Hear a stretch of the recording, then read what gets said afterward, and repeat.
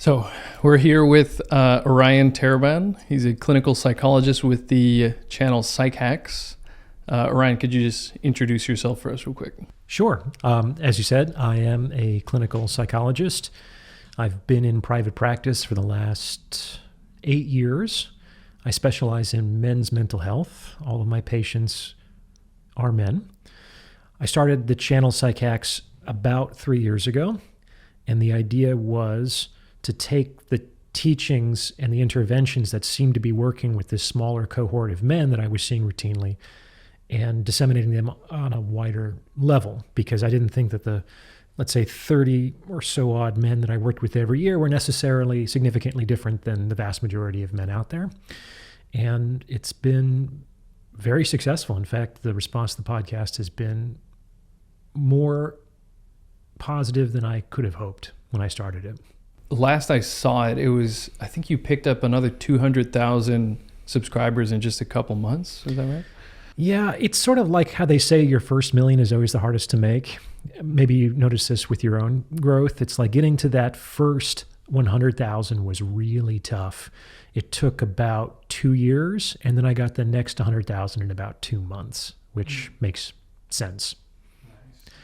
I've noticed that with a lot of things, nothing happens for a long time until everything kind of happens at once. And so you've worked with, I think you said, over 1,000 men, right? Oh, certainly, and women too. So in my training, I worked with children, men, women. I did a little couple work, though I didn't do much of that throughout my training, and I don't do that in my private practice. I'm not taking on any new patients now because of the response to the channel. Now I'm simply doing individual consultations with men and women from all over the world. Okay, so those are on kind of like a one-off basis kind of thing. Some of them are one-off. Sometimes I see folks for a series of consultations, but it's not like therapy. The idea is not that we're going to be meeting every week or every other week for an extended period of time. The idea is you have a very specific problem. I'm here to give you some actionable advice, and you can go off and hopefully that will solve it, and you'll never have to talk to me again. And I do that for both men and women because the channel is actually designed to be consumable for both men and women. My specialty is in men's mental health, but Psych is for everybody. Is there a particular problem that stands out as being the most common problem? Or one that's particularly frequent? Well, because on Psych I talk about a number of different issues: money and business, spirituality, wisdom and life lessons. But the videos that consistently get the most views are about intersexual dynamics and relationships between men and women. So most of the consultation requests I get are on that issue. It's often men who are trying to get better at attracting the women that they want to be in relationships with, or they want a gut check. Hey, here's my situation. Should I invest more? Should I pull out of the relationship? Or I'm already in this situation with a wife and kids. I'm very much leveraged and invested. How can I solve this problem that's coming up? With women, it's often, how do I get a husband? I think it's safe to say that you bring a lot of hard truths to men, a lot of things about female psychology that they don't realize, and maybe they should have realized a long time ago, and it would have been a lot more helpful if they did realize. So what I'm angling at is, so for example, when I was in high school, I took a lot of my dating advice from Hollywood movies. Sure, me too.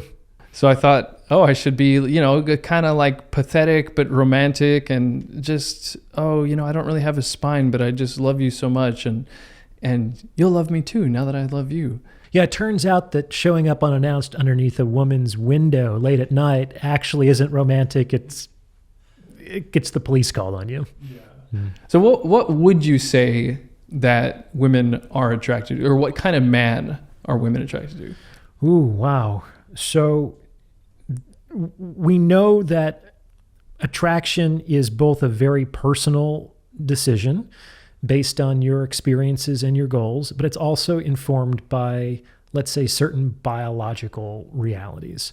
So attraction is a mix of things that are culturally influenced and biologically determined, mediated by personal experience and preference. So it's very difficult to say this man is what all women want. And that's why this space can be so contentious, because anytime you get more particular about it, someone will say, well, that doesn't sound good to me, or that's not what I'm looking for, as if that invalidates the entire, let's say, archetype. But in general, we know that individually, if you control for all other things, women will select this quality over this other quality. Like in general, if all of the things are being equal, every other part of a man's personality, lifestyle, and presentation are exactly the same, and one guy's significantly wealthier than the other, they're going to choose the wealthier guy, because why not choose the wealthier guy? If two guys are completely identical in all other respects, but one guy is 6'2" and the other guy is 5'4", why not choose the 6'2" guy?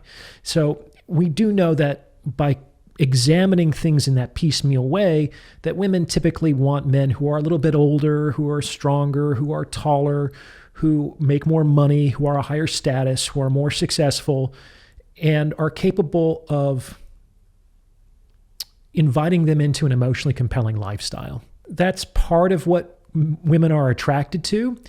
What they want also depends on their goals. Contrary to popular belief, some women just want to fuck. Some women just want to have sex. And when they're looking for that, they prioritize a different subset of qualities than when they're looking to, say, get married and settle down. So what a woman is looking for depends on what she wants. Mm-hmm. I noticed a lot of, when you were giving the description of what they're attracted to or what women are attracted to, there's a lot of mores in there. Mm-hmm. A man who's more successful than them financially, a man who's taller than them, a man who's more capable. This might, I don't know if this is a good place to start since we're so early in the conversation, but what do you think about equitable marriages or marriages based on equity? Is that the term they're using now? You mean like 50-50 relationships, yeah. Or I want to marry my equal, that kind of a thing? Yes. Well, I think that they'll only work for a very small subset of people. And those people need to be very committed to those ideals, and they need to be excellent communicators and negotiators, which most people are not. So what I've learned is that most women don't actually want 50-50 relationships. And it's actually pretty easy to understand why. In our culture, it's not unusual if a man were to pay for everything. You know, no one would think that was strange. So a 50-50 relationship probably is this enormous discount for a man to enter into a relationship because he could be expected to pay up to 100%. By the same token, in our culture, no one would look askance if a woman was paying 0% or investing 0%, and she's investing 0 if the guy's investing 100. And she probably won't go much past 50% investment. Like the idea that a woman is going to be paying for 70-30 of a relationship, a woman's just going to look at that arrangement and think, this isn't worth it for me. You know, this is a net loss to my necessarily limited resources. So 50 is like as far as she'll go in that relationship. And that's why the 50-50 thing doesn't work, because even though it is fair, it doesn't feel fair. It's an enormous discount on what might be culturally expected of the man. And it's kind of like as much as a woman is willing to take on within the cultural expectations within that relationship. So what feels fair is not always what is fair, and vice versa. The other part of this is to try to find your equal.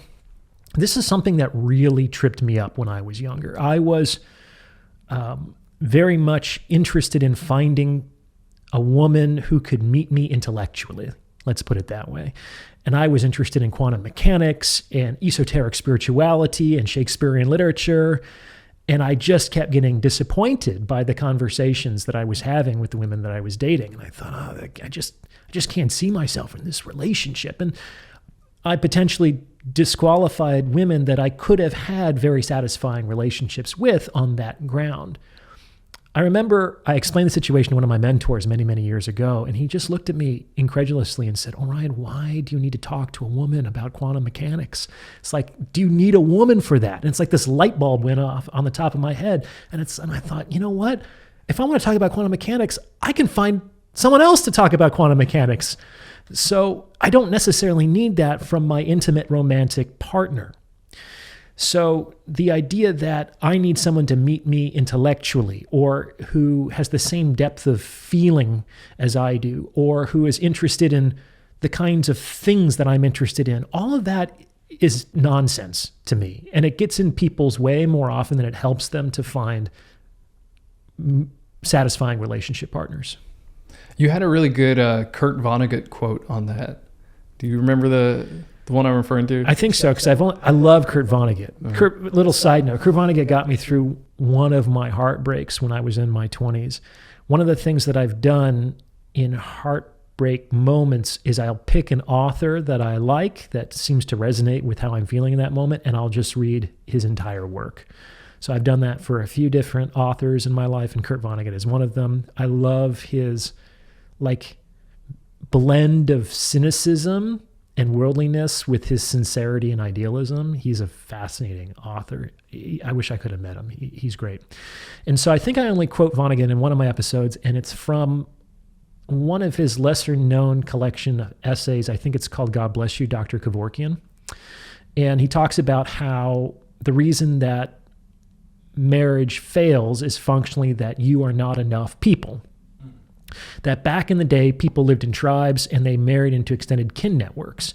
And so when a man married a woman, he didn't just get a woman, he got all of these male relatives that he could do things with. And when a woman married a man, she didn't just get a man, she got all these female relatives that she could talk to. Because that's really what men want. They want people to do things with, and women want people to talk to. And nowadays, we don't have that extended tribal system or that kinship network, and so you just get one other person. A man gets one other person to do something with, but it's a woman. And a woman gets one other person to talk to, but it's a man. And so there's this kind of fundamental mismatch where we kind of men sometimes expect the woman to be like their buddy, and women sometimes expect their husband or their boyfriend to be their girlfriend. And that's not what we're here to do. And in point of fact, throughout most of human history, men and women have not really spent a lot of time together. Men during the day were often with other men. Maybe they were off hunting, sometimes for days or weeks at a time. And women were generally with other women and the children, tending to the home front, cooking, doing handicrafts, and just socializing, basically. And that's changed significantly with the collapse down into the nuclear family. And not only are you, my partner, supposed to be an entire village, you're supposed to fulfill every role of that village. You're supposed to be my therapist and my teacher and my cheerleader and my sexy mistress playmate and my drinking buddy and my golf partner and my co-business owner. And it's like, that's too many things. And when people, I made a video about this a long time ago, every time you say the word and, the likelihood that you get what you want decreases significantly. So and is expensive. I mean, just think about it like this. If you're only attracted to 1 out of 10 people, and you think that 1 out of 20 people are intelligent, if you want someone who's attractive and intelligent, that means 1 out of 200 people. And what's the likelihood that person is single, available, and also interested in you? So if you just say and a few times, even if you are in a major metropolitan center like New York, there might only be on the average of like 10,000 to 20,000 people who meet all of those criteria. And a lot of them will be spoken for, and a lot of them won't be interested in you. So you say and 5 times, and you're functionally looking for a needle in a haystack in the middle of a city full of people that you could have otherwise satisfying relationships with. But that's the nature of things, is that no one really wants to settle, even though all relationships require some degree of settling, right? And we don't want to settle because we now, with our technology, live in a world dominated by the illusion of infinite optionality. I lived in New York for about 11 years in the early 2000s, right when dating apps were starting to become more mainstream. I remember back then, I was an early adapter of dating apps. I thought they were interesting. But I remember back in the day, there was still a stigma about them, like only losers were on dating apps, people who couldn't get a girlfriend or a boyfriend in real life. And it's interesting because like Manhattan was Tinder before Tinder existed. It's like Manhattan has a reputation for, especially for women, for finding it, it's a place that's very difficult to get into a committed relationship because yes, you're great. I like that you make six figures. You have a nice jawline, but maybe you come in blonde and he's probably just 3 blocks away at the next bar. So nice to meet you. So that kind of fast-paced pickiness has dominated a lot of concentrated urban markets for a while, but now it's everywhere. Because of social media and dating apps, people functionally have access to every single and not so single person on the planet, which has completely changed the dating game. It's like a man now has to compete on some level with every other man on earth for the girl next door. And women have to compete on some level with every other woman on the planet for the most eligible bachelor in their like little town. Like it's not enough to be a big fish in a small pond anymore. There are no small ponds anymore. It's just one gigantic ocean. And that's why there's just a few enormous whales that are gobbling up the vast amount of opportunity. I've thought about that a lot, about I'm sure you've heard of Dunbar's number. Mm-hmm. We're only able to process like 150 different social relationships in our head. But now we're exposed to just this infinite amount of people, an infinite amount of different peoples and regions, different problems. So that like empathetic problem solving part of our brain kind of wants to help people, but then we're becoming like too empathetic in kind of a way. Our empathy is being used too much, but we're also desiring everything that everyone else has. So we're becoming more jealous and more of a craving type of people. And one comment on the dating apps is when Tinder first came out in Japan, I gave it a shot and I was using it for a little while. And then I came across this one woman's profile and she said, "I'm just here to see how many people think I'm hot. Actually, I think guys who use dating apps are just losers who can't do pickup." And I was like, wow, okay. Wow. I mean, there is some evidence to back that up. I think the most common reason women use dating apps is boredom. It's not out of an interest to actually meet another human being in real life. It's something that gives them a little hit of dopamine and validation because they know that somebody out there likes them. And that also makes it harder for them to settle for any present actual opportunity because like there's no urgency. I don't have to get into a relationship now. I can wait until I find someone potentially even better because look, there are 500 boys, 500 men who think that I'm attractive. So like, there's no hurry. I can exercise that optionality whenever I like. What do you think it does to women's psychology? Because in the past, there was probably only a certain number of men, before dating apps, who are going to muster up the courage and go and talk to that woman. Mm-hmm. So she probably only got this really low amount of validation on the daily or the weekly of like, oh, okay, this number of guys think I'm attractive. Okay, that's nice. But now, like you said, it's like you can get 500 likes pretty quickly. Well, sure. I mean, the social media game, I think, has incentivized certain personality traits over others. And we can certainly say that there's probably a rise in narcissism because of this in both men and women, though narcissism tends to get expressed in different ways between the two genders. Women tend to be, we can say, somatic narcissists, and they get their validation in feeling desired for their body and being an attractive sexual option, which is no small thing. I mean, when a girl says that she thinks that I'm cute, it makes my day a little brighter. I get it. So why don't we talk a little bit about that, about the kind of differences between men and women and how some understandings arise. For example, some misunderstandings arise. So for example, you had a video about how men don't realize that women enjoy emotion, even if it's not positive. Like there can, like it, I think you said even negative emotion can be reassuring or reinforcing, I think was the word you used. Yeah, I think I talked about that in one of my episodes about why women pick fights, I think is the name of the episode. And often women will pick fights and be intentionally provocative because getting angry is a sign that you still care. If you are completely uninvested in a relationship, you're just going to express indifference to something that is annoying or inconvenient, and you'll withdraw even further. Sometimes provoking a fight is actually a last-ditch attempt, but often a counterproductive one, to reunite the dyad in question. I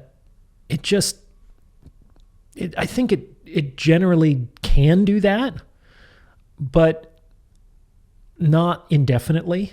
And especially if the only way a woman can feel like she has sufficient validation of the emotional investment of the man in question is by picking a fight, that relationship is going to go down south very quickly, because that man will be unintentionally reinforcing that woman's provocation, because he's basically rewarding her provocation with renewed emotional engagement. Does that make sense? Yeah. And that's going to get worse way before it gets better. And one of the things that we learned from John Gottman's lab when he was studying, let's say, micro emotions, so these small transacted emotions that are communicated between men and women in relationships, is that to stay together, there needs to be at least 5 positive emotional interactions for every 1 negative one. Like, that's the minimum ratio. So if it's just like as bad as it is good, that's not worth it. That's a 1-to-1 ratio. And I think, for men and women. Yeah. And I think that's because pain is more painful than pleasure is pleasurable. So like 1 unit of pain, according to this ratio, might be 5 times more intense than 1 unit of pleasure, 1 unit of positive interaction. They also found, however, that there's a cap to that.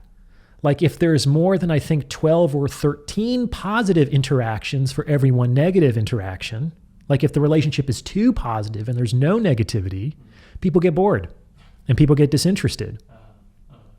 So the sweet spot, according to Gottman, is definitely erring on the side of positive emotionality, but to not completely eliminate the negative dimension entirely. So one thing that I thought of when you mentioned that negative emotion can be reinforcing for women, could that generate a situation where, say, a man being too willing to like fight about something? I've seen this with myself several years ago with ex-girlfriends. There might be a fight and I think the fight's over, but then she still wants to discuss more and more and more. And then I'm thinking like, oh, I'm clearly in a bad mood. This is really uncomfortable for me. It must be uncomfortable for her. Not necessarily. Okay. And so I'm confused is why it's going on so long. So is there a situation where the man doesn't realize that what he thinks is a stick is actually a carrot for her? Certainly, yeah, because you're mentioning sticks and carrots, which is a framework that I use. Obviously, I didn't invent that, to stand for punishments and rewards, right? And if you take those terms from behavioral psychology, we actually don't know which one is which until we see the outcome. Like, for example, parents figure this out real quickly with children. If a child misbehaves and they think, well, I'm going to punish that kid by sending him to his room. But then when he gets into his room, he knocks everything off the shelves, kicks the wall, and starts making an even bigger ruckus than before. That wasn't punishing. That actually made the situation worse. So what we think is a punishment might actually be a reinforcer, and vice versa. A punishment is only something that decreases the frequency of a target behavior. And we don't know that something is a punishment until it actually does that. And a reward or reinforcer is only something that increases the frequency of a target behavior. And we only know what that is after we observe its effect on the individual in question. So some things are more or less carrots or sticks to everybody. But remember, there's some people who like to get whipped for fun.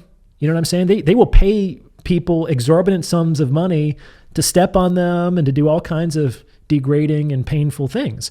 So like even humiliation and physical torment can be carrots to certain people. That's how confusing we happen to be.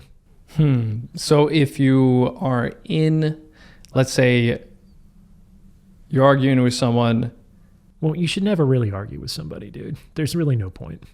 Yeah, I'm kind of referring to myself of about like 8 years ago. My ex-girlfriend would be getting mad, so I would kind of match the anger. Yeah, it's easy. Right? It's easy to get sucked into that emotional frame. Yeah. It's like this. It's the atmosphere in the room. Emotion is in some way contagious, and it takes a great deal of, you have to be very centered. You have to be very mindful and self-possessed to resist the pull to enter into, let's say, an emotional narrative that's being offered to you in a personally relevant relationship. It's easy to do it if you don't have a relationship or you don't care about the person, but it happens unconsciously. The more mindful and self-possessed that you are, the less likely you're going to be sucked into that. But myself included, have made that mistake a bunch of times. And do you think that is, could that stem from like not enough willingness to assert boundaries? Because at some point you just got to say, okay, here's a situation. I don't want that to happen again. And if you do, that crosses a boundary. So here will be the consequence of crossing the boundary. That's it. Okay, so I'll talk about boundaries, and then I'll answer what I think is your real question, which is how should you respond to that? So boundaries is a relationship word. Therapists love to talk about boundaries. And boundaries are necessary for relationships. But a lot of people misunderstand what boundaries are. Most people think that a boundary is something that I tell you, don't do this anymore, and you listen to me. Okay? It's like, my boundary is you should not raise your voice to me. And when you raise your voice to me, I say, you're violating my boundary. Why would you do that, right? Okay, so that's not actually how boundaries work. And we don't want them to work that way, because if they did, you're basically divesting yourself of any power and control over the situation. You're saying that the best I can do is request that you stop doing something, and I'm not actually in control of you or your behavior, right? So it's a little bit disempowering to the person who's trying to enforce the boundary. A boundary is really not about the other person's behavior. A boundary is about your behavior, namely your behavioral response to a certain behavior in the other person. A boundary could look something like this, which is, hey, you're going to do what you're going to do. However, if you choose to raise your voice at me again, I will choose to leave this relationship. That's it. Now, to the extent this works, to the extent that it's not so much that I have to trust that you're never going to yell at me. You just have to trust that I'm going to leave you if you do. That's the deterrence that keeps boundaries, like borders between countries, clean. You step over this line, there will be consequences. And you just have to believe that I'm not bluffing, and you'll stay on your side of the fence. And this doesn't have to be a long, drawn-out conversation. This could be a 30-second conversation. I teach men to have 30-second conversations with their girlfriends and wives, oftentimes around like infidelity. A lot of men are concerned about cheating and infidelity, women too. And a 30-second conversation goes something like this. Hey, sweetheart, I just want you to know that if you ever cheat on me, I will eventually find out. And when I do, it will immediately end our relationship. No questions asked. Do you understand? Yes? Great. I hope we never have to talk about this again. Do you feel like that often has to be said? I kind of thought it was like a given. Well, I mean, it does need to be said, because in today's day and age, sex always precedes commitment. you're kind of in a situationship until you decide to consciously define the relationship. Nobody who goes out on a first date realistically expects that they're the only person that other person is talking to, dating, and or sleeping with. So things exist in a gray zone until the expectations for the relationship are defined. Like relationships need definitions, they need rules, they need boundaries, because they're basically like a business arrangement.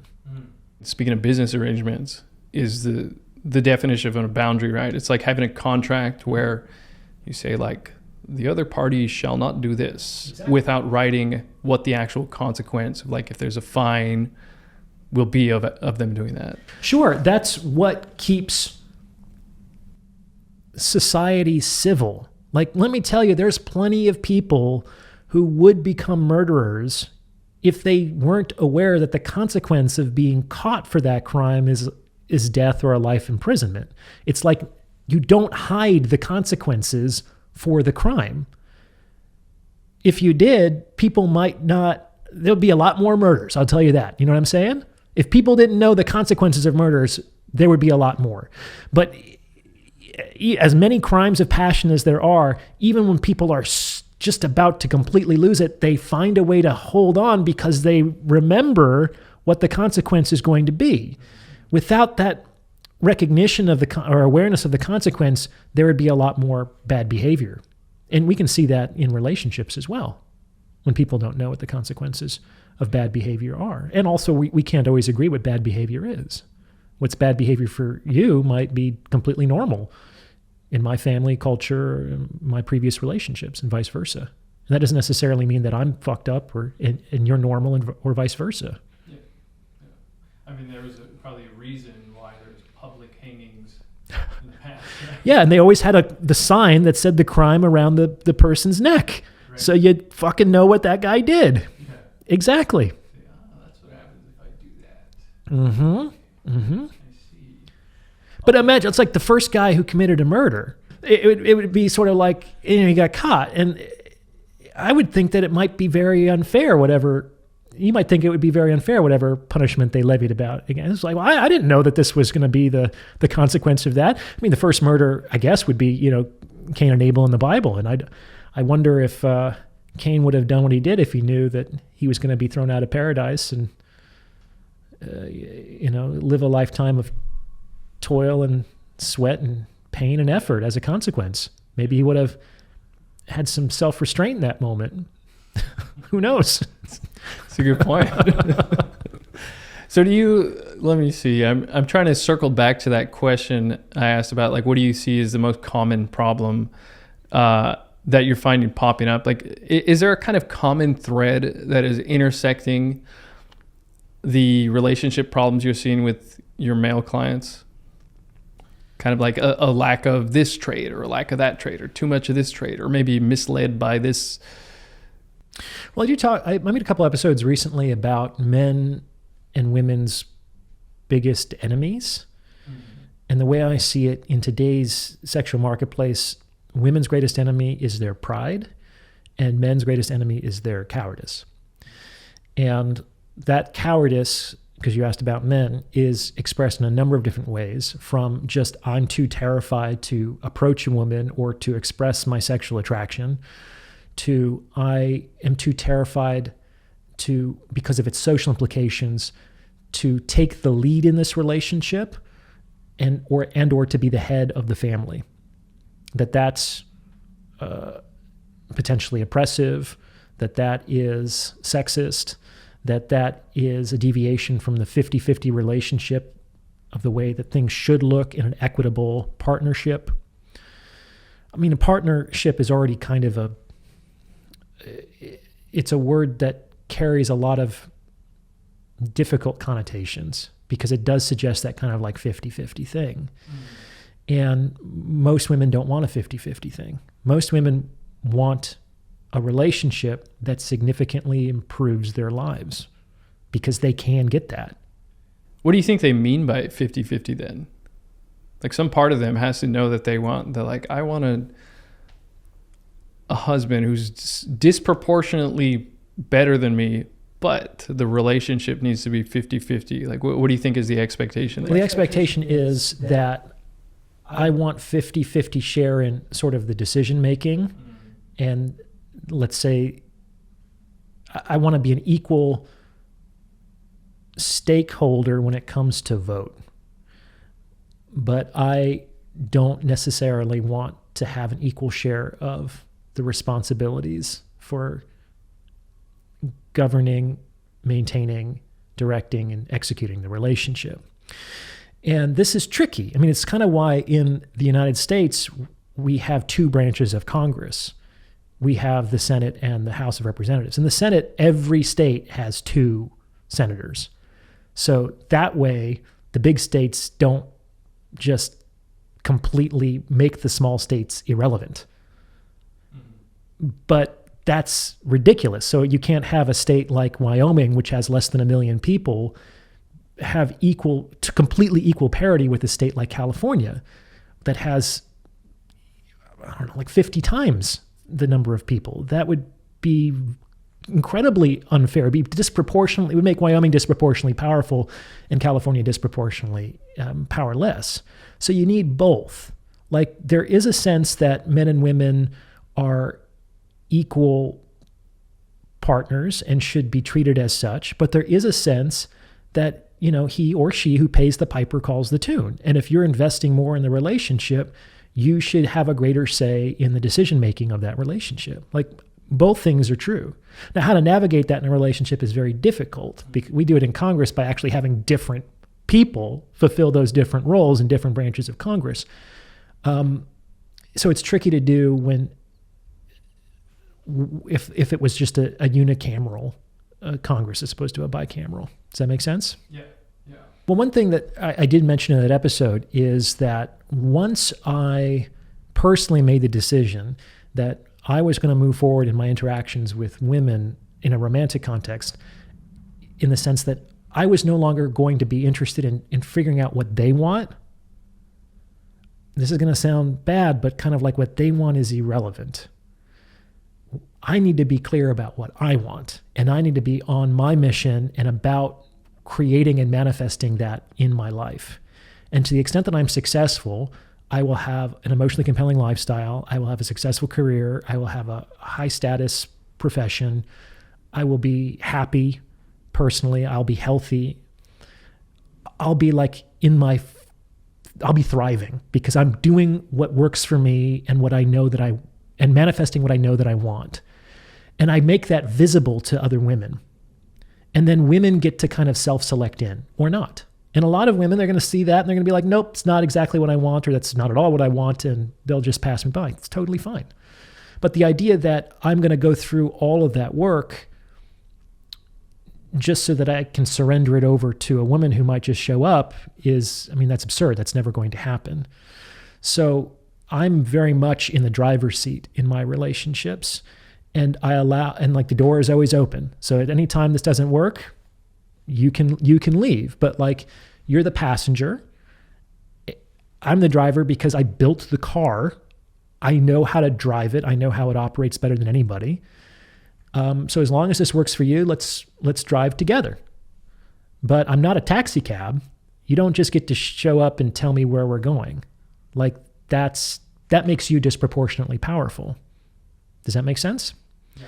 And I think it took some courage on my part to basically say, I'm foregoing the strategy of trying to enter into a sexual relationship with a woman by catering to her desires, which I think is what most guys start off doing, because on some level, that's what Hollywood or their culture teaches them, or that's kind of the misguided advice that they get from other women or the men in their lives who often don't know what they're doing either. Yeah, that was my misconception up until probably say my early 20s, was assuming, I just have to make her the purpose. Oh, no, don't do that. it was like make her the purpose, respect goes down. And it did not work out. Because women don't really want to be the center of your life. That is also way too much power for them. And you'd have to kind of already be somewhat narcissistic to desire that amount of power. And so there's some women out there, there's some men out there who desire that kind of, that degree of control over other people. But no, they want to be able to like look up to a man, and that man is generally looking at something else. That man is generally looking at something else, not down at the woman. Yeah, I hear that's supposed to be one of the effective dating profile pictures is basically you have a guy looking at the camera, and then you have an adoring woman looking up at him. And that's supposed to be a really effective. Oh man, it's like profile all picture. The old Hollywood posters used to do this before we got infected with wokeism. Like, look at the old Star Wars poster. Do you remember that one? Can you Wasn't picture it she in your mind? between his legs on the floor? Yep, and that's his sister. And so Leia's like curled around one of Luke's legs, looking up at him, and Luke has the phallic lightsaber, and he's looking up at the stars, and it's like that's a posture that existed in almost every action adventure movie from that era. Yeah. So there's been kind of like a gradient ramping us up to the current wokeness. And I think along the way was a lot of this kind of like, oh, men, you're not supposed to be stronger, better, more competent, whatever, than a woman. You're supposed to be equal. And so do you think that has something to do with men's lack of courage? Like they were talked out of being courageous? Oh, yeah. Surely there's all these other peripheral factors. Like if you're watching porn all the time, you never have to muster up the courage to actually talk to a woman. Or if you have a dating app, you're just like there and you can, which is fine. You kind of have to do it nowadays. But there's from a very young age, I was taught men and women are equal. Men and women are equal. Men and women are equal. And that can be interpreted as in many, many different ways. The correct interpretation, in my opinion, is to understand like the way that we use that language in, say, the Declaration of Independence, which is that all men, like the human race, men and women, all men are created equal. Like we're all equal before some sort of higher authority. That from a spiritual level, no one person's life has more value or dignity than any other person's life. But when we get down to this earthly realm where people have to make decisions using limited resources, some people are absolutely more valuable than others. And that depends on your goals. It's like if your toilet is clogged, a plumber is much more valuable than a cardiologist in that moment. Do you understand? And even among all plumbers, some are going to be more valuable than others to you. Someone's going to have, this one has 80 5-star reviews. This one has 2. This one is 3 times more expensive. This one is more affordable. So it's like there's going to be better options for you given your resources and your goals at the present moment. Okay? So I think when you teach kids that men and women are equal, what they often hear is that men and women are the same, because that's another interpretation of equality. Like when we say 1 + 2 = 3, we're basically saying that those two mathematical propositions are interchangeable, that we can commute them around and we don't lose any truth. That statement is the same backwards and forwards. That's what equality is from a logical perspective, right? And so I think what that has potentially done culturally is kind of made men more feminine and women more masculine. And I believe that has created some opportunities for the sexual marketplace, but it's mostly created confusion and liabilities. Okay. And do you think that makes us kind of like less attracted to each other? Because me personally, I don't want a more masculine woman. Yeah. So sometimes there's this failure of intersex understanding. So for example, like we were talking about earlier, to the extent that it's true that women find men who are wealthy and professionally successful attractive, or more attractive than men who are less wealthy and less successful, all other things being equal, then they might think, oh, well, if I find that attractive in a man, then perhaps a man will find that attractive in me. So I'm going to prioritize becoming high-powered and high-earning and high status. And combine that with the idea that I'm looking for my equal, these women who pursue that path are often not very successful in the sexual marketplace, because generally by the time they're able to get access to those equally powerful, high status men, they're much older. And those powerful, high status men don't want to wife up women in their late 30s or early 40s, especially if they can get someone much younger who is a more attractive reproductive option. Right. Do you think that the corollary of that is men saying, I'm sure there's a lot of corollaries, but is men saying, oh, if I'm more expressive with my emotions and I reveal my emotions more, she's going to like that because that's what women like. Exactly. Yep. Mm-hmm. And men are told to be more vulnerable, to be more emotionally expressive, to be more caring. And, on taking that to extreme, there's a subgroup of, the current discourse that also calls traditional male qualities of like stoicism, and that kind of emotional resilience to be toxic.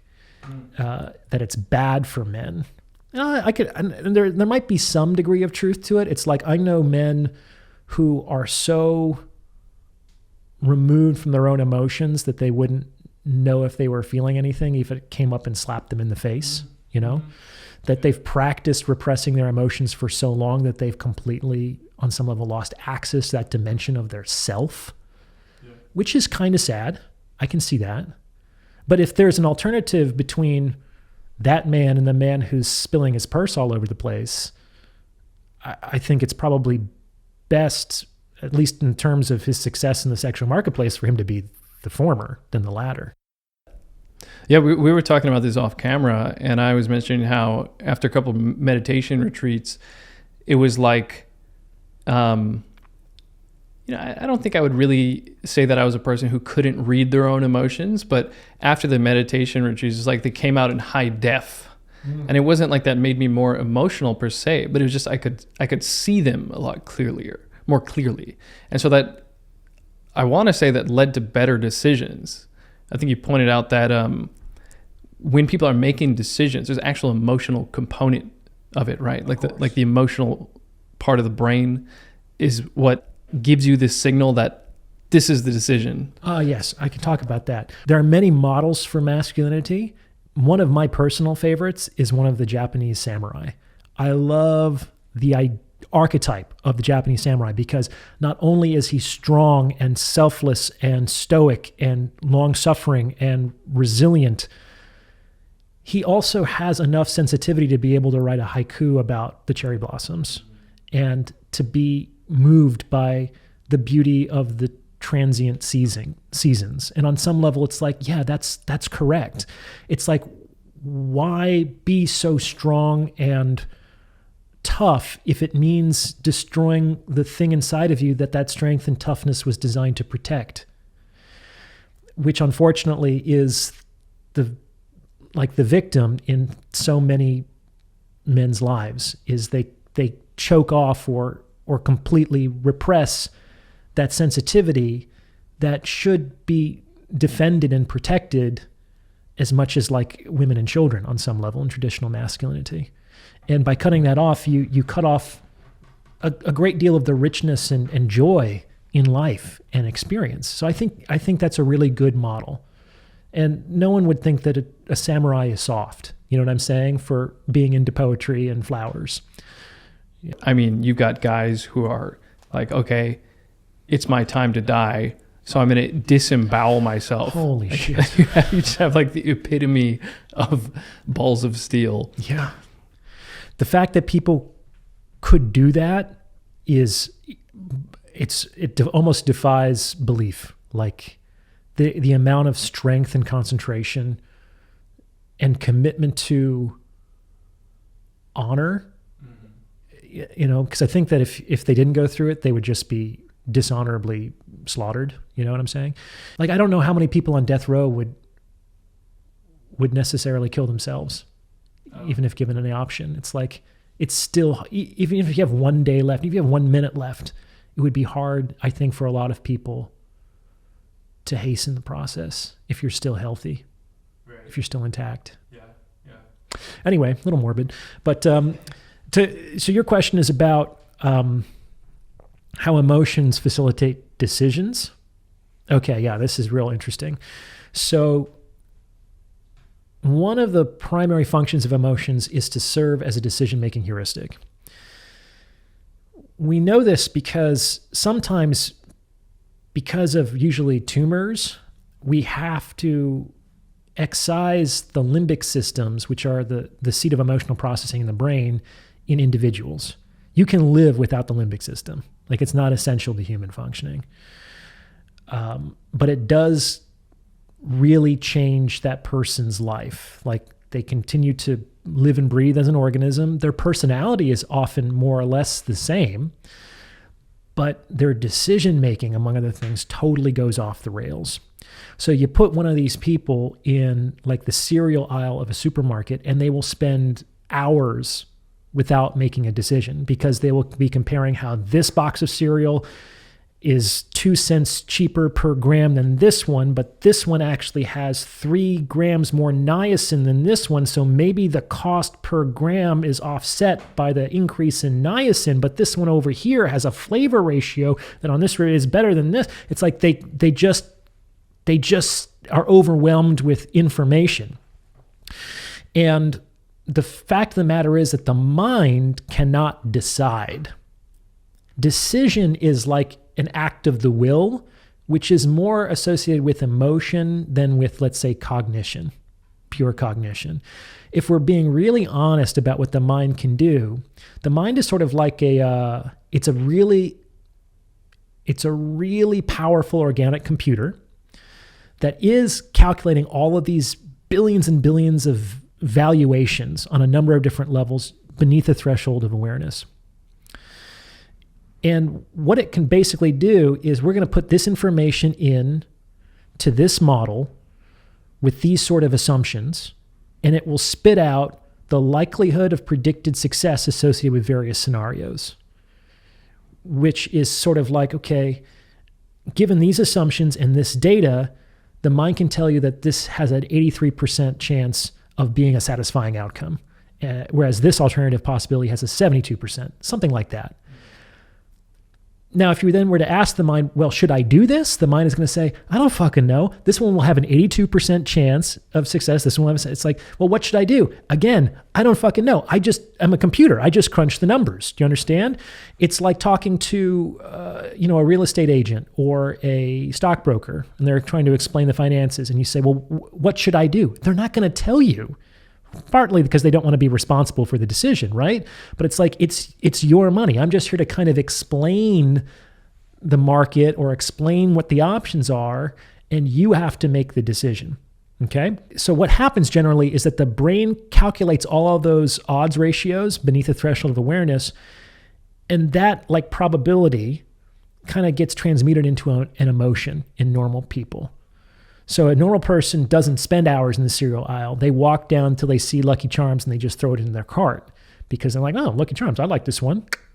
That liking is the transmuted result of all of these billions and billions of unconscious calculations that are going on under the surface. But if you take away the emotion, you just have the billions and billions of calculations and information overload, which leads to analysis paralysis.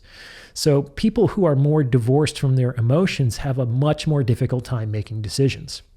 Mm-hmm. That's really interesting because it ties back into the whole masculinity thing, because I would imagine that most women do not like an indecisive guy. It's true. No one wants a wishy-washy dude. Right? And so it's funny because the samurai, excellent archetype of what it is to be masculine. Meditation was a big part of their thing. Sure. And one thing, as I mentioned earlier, one thing I really didn't expect from meditation was that it would make me a better decision maker. And I think it has a lot to do with that, being able to read emotions. Do you have anything else to say about the over expressing emotions? One thing to know your emotions and be able to read them, but then there's another thing to express them haphazardly, right? Yeah. You got to be careful about expressing emotions as a man, especially to a woman that you're in a relationship with. I made a video a long time ago called "The Captain Can't Complain." And the metaphor here is that as the man, you are the captain of the relationship. You are driving the car, to use that metaphor from earlier. Now your woman could be your first mate, which is a really important position on the ship, but is still slightly below the captain in the hierarchy. If one day the first mate were to come into the captain's quarters and say, "Hey, Cap, how's everything?" And the captain turns around and says, "Oh, man, I don't know if we're going to make it. I'm really concerned. I think that there are some pirates on our tail and they're catching up to us and we're heading right into a shoal and I don't have a fucking map. We're running low on supplies. I just am so overwhelmed and stressed out. I don't even know what to do." That first mate is going to okay, get it together. And if it's so bad, she might be looking for the first chance to get off that boat. You know what I'm saying? So captains need to be very careful about communicating certain emotions to their first mate or their crew, because they're not at the same level. And we expect different responsibilities at different levels, because the different levels also come with different privileges. There's privileges associated with being a captain, but one of the responsibilities is you have to keep your shit together. Otherwise, we can't have you in that position of leadership and power, and because that's going to destabilize this entire enterprise, right? So that said, if the first mate were to come in under those circumstances and say, "Hey, Cap, how's it going?" And the captain turned around and said, "Everything's fine. Just fine." That's bullshit. And when the pirates catch up or they run ashore, the first mate's going to be like, "What? I thought everything was fine. What's going on? Now we're in deep shit." So what the captain needs to do is to acknowledge the reality of the situation and then provide a realistic, actionable pathway forward, basically in the next breath, which could mean something like, we have a number of challenges in store for us. There are pirates that we're going to be dealing with. We're going to be moving through uncharted territories that haven't been mapped yet. We're all going to need to be on our A game for this. But if you are at the helm with the light and doing this, and other people are stationed at the back, ready to defend us, we might be able to get through this alive. Are you with me? And they'll be like, "Yeah," because that's probably their best possible chance of surviving that situation. So the captain in that case was able to admit the reality of certain circumstances without falling prey to the fear that those circumstances may have provoked in someone with less self-possession, and to respond to them in a reality-based and hopefully effective way. That's how you navigate challenges as a leader. I don't want to misremember or misquote her TED Talk. I think Brene Brown wrote this talk about the importance of vulnerability. And I feel like that was right around the time when this idea of emotional vulnerability is going to heal us all. And we need to be emotionally vulnerable to process our negative emotions or something like that. What do you think about this idea of emotional vulnerability as a means to become a better person? Yeah, vulnerability is a tough word. I really dislike the word because etymologically, it comes from the same root as wound. Yeah, weakness, right? It's where I've been wounded. That's my vulnerability, or I guess it's where I could be wounded, right? And so why would you go around advertising that information? Because not everybody is trustworthy and not everybody is on your side. That would be like Achilles on a first date thinking that he's trying to be vulnerable, saying, "Hey, I kind of hate to admit it, but I'm a little soft around the ankles." It's like, why would he do that? So vulnerability is tricky. She's not necessarily wrong in my understanding, but here's the issue. It's like, because of some of the experiences I had when I was younger, and also because of all of the work that I've done to accept, process, and heal, I can talk about some of the really painful and challenging parts of my life in a frank and non-defensive and open way. And as a therapist, that can actually help people. Like, for example, if you were an alcoholic, you would kind of want your sponsor to be a recovered alcoholic, as opposed to somebody who's like never had a drink, might be moralistic or judgmental and has read, these are effective interventions from a book. Like, fuck that. I wouldn't want to follow that guy, because that guy wouldn't really know the condition inside and out.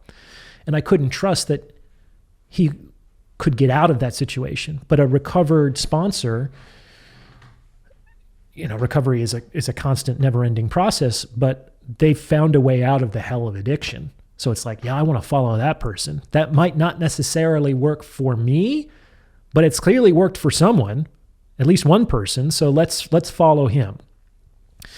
The issue is that sponsor's alcoholism is only useful to the extent that he's gone through the process of healing and recovering from it.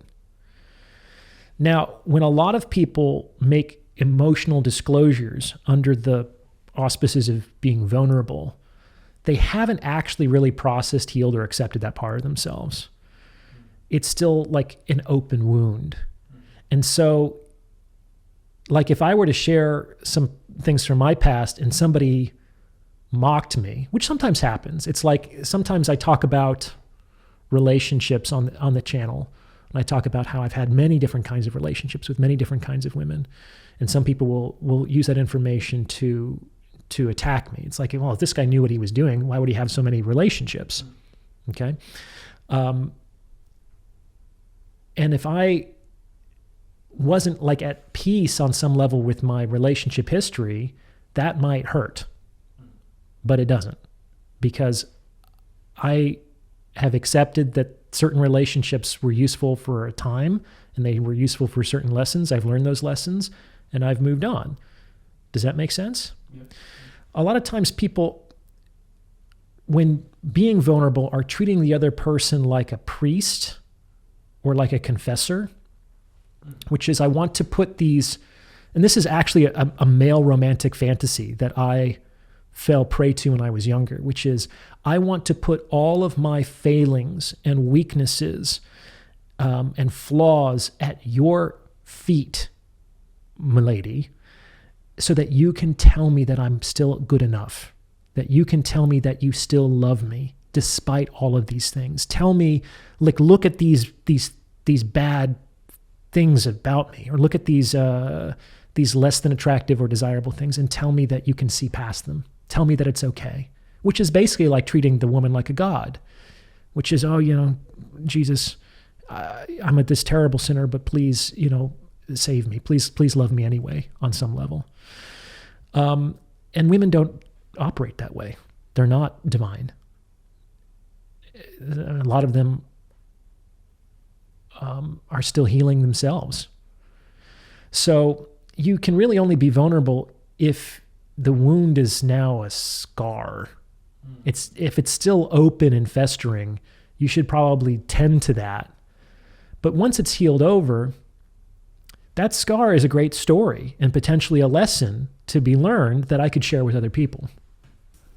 That's an interesting point. I think it's safe to say that a lot of women, I don't know about nowadays, but it was certainly a theme for a long time. Women like scars.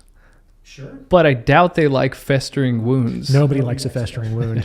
But a scar means that it doesn't always mean, but I guess the association with scars is that you were brave. You faced some sort of physical danger. You were healthy and strong and resilient enough to get through it as well. It makes you more interesting. On some level, when I was younger, I felt like I was a magnet for pain and suffering. Like, I had a tough time in my adolescence and young adulthood. And it took me a long time to figure out why. But when you understand why you're in pain, the pain goes away. It significantly lessens once you understand the source of the pain. And as I acquired more and more understanding into the origins and maintenance of that pain, the pain decreased and I was able to heal a lot of those wounds. And now, many, many years later, in retrospect, I can see that some of those darkest moments of hopelessness and suffering were some of the greatest gifts that I've ever been given, because I was able to survive them, heal them, and show other people I've been there. I know what that is like. I've felt and experienced that myself, and there's a way out. I never thought that my suffering would be useful to other people. Do you think it's part of why you became a psychologist? Sure. Yeah. Yeah, I feel like there's so many different traditions that have this kind of theme of growth through suffering. I know even in the Buddhist scriptures, they say that they have this long chain of what is necessary to attain enlightenment, and it's kind of explaining the mental states that you go into throughout the meditation in kind of a minor and macro level. And I'll say, like, to have focus, you need, I'm getting them out of order, but like to have focus, you need to have joy. So you have to be in a good mental state to have the focus necessary to develop deep enough meditation, and so on and so on. And then once it gets closer to the awakening moment, they're a lot more abstract and kind of like harder to talk about. But it says it all starts with a proper desire, and then the first link before that is the suffering or the pain. But could be also interpreted as dissatisfaction. It's this. I like pain better, but maybe they mean dissatisfaction. But pain is just more real and honest to me than dissatisfaction. Pain is real and immediate, and I was in pain. And there's a lot of people who are in urgent, immediate pain that are looking for any kind of relief, which is a big part of why we have such a big, so many social problems like pornography and addiction and social media. It's ways to anesthetize pain in a lot of cases.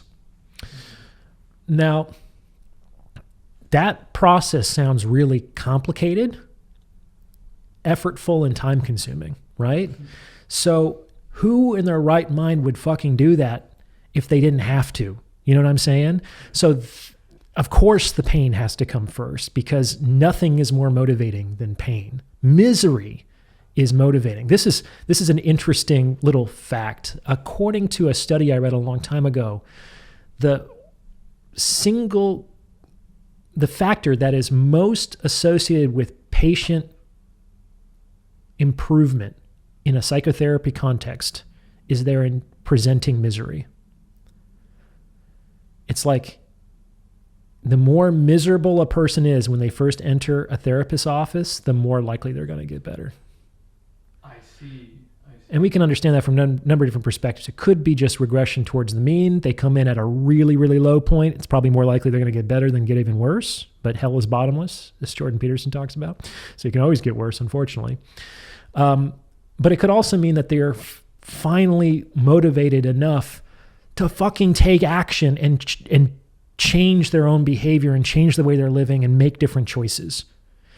It's like a miserable situation is kind of unsustainable. You'll either die or you'll grow. That's why one of the most dangerous things for people is like a good enough situation. Like a B life, a B- life is probably on the long run worse for people than a D+ life, because no one's going to stay in a D+ life for very long if they can do anything about it. Mm-hmm. They will do something necessary to get out because they are in acute, urgent, intense pain. Yeah. Whereas the B- person is not. And a B- is higher than a C. So like the regression towards the mean works against them. Like all things being equal, it could get worse than better. There are fewer better outcomes. But a B- life is like standing on 16 in blackjack. Like, that's hard to, 16 is tough. Does that make sense? Yeah, of course. And it's kind of scary when you think about how we've gotten more and more pacifying things. So for example, it's like, everything sucks, but I got Netflix and I can do this. I've got Netflix and porn, I guess. Well, I was noticing that because we're here in Japan, right? And I was taking the Tokyo subway just yesterday, and every single person is on their smartphone. Okay. every single person. And I noticed a judgment inside of me that came up as like, oh, look at this. Everyone is just glued to their screens. But then I had another judgment that followed that, which was, look at how peaceful and tranquil it is in this car, where you have maybe 100 people crammed into just a few cubic meters, and they're not elbowing each other, and they're not pushing each other around or getting annoyed at it. Or it's like, maybe we need those screens to be able to live in harmony in such close quarters with other people, Yeah. I don't have to look at your ugly, sweaty face. I can look at my screen instead, and that's going to get me through the situation. Right. Speaking of Japan, so this is your third time here? Technically, this is my fifth time here. Okay. Do you notice anything? I don't know if that's enough reference point to make a judgment for you, but like, do you notice anything different in terms of like interpersonal dynamics or on the themes that we've been talking about? Well, it's hugely different, right? I think. You're more of an expert than me in this regard, for sure. You've lived here for so long, but I haven't been in the States. Yeah, that's true. So maybe certain things are going to be more striking for me for the contrast. There is so much emphasis paid to respect, both interpersonally and just for like the law. Like, people don't even jaywalk here when there's no cars visible in any direction, which goes against every instinct inside of me as a New Yorker to sit there and obey a mechanical light that clearly is irrelevant to this present situation. But I do that here mostly because it's like it contributes to the sort of tranquility of that urban environment. One of the things I love about Tokyo is that you can have these intense urban centers. You can be like at the Shibuya Scramble, where there's just thousands of people fighting for a space on the sidewalk. But 3 blocks over and you have a quiet residential neighborhood, and you can hear crickets. You can even see the stars sometimes in the middle of Tokyo. So they have a really good way of maintaining that balance between the humane and the natural with, let's say, the urbane and the unnatural, that I find really interesting.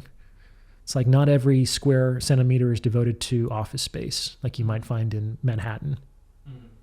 When you work with a lot of non-Japanese people in a foreign capital company, you get an interesting perspective, because you hear a lot of people complaining about, like, I'm trying to offer this deal to so-and-so. Like, our product is clearly so much better and it's cheaper.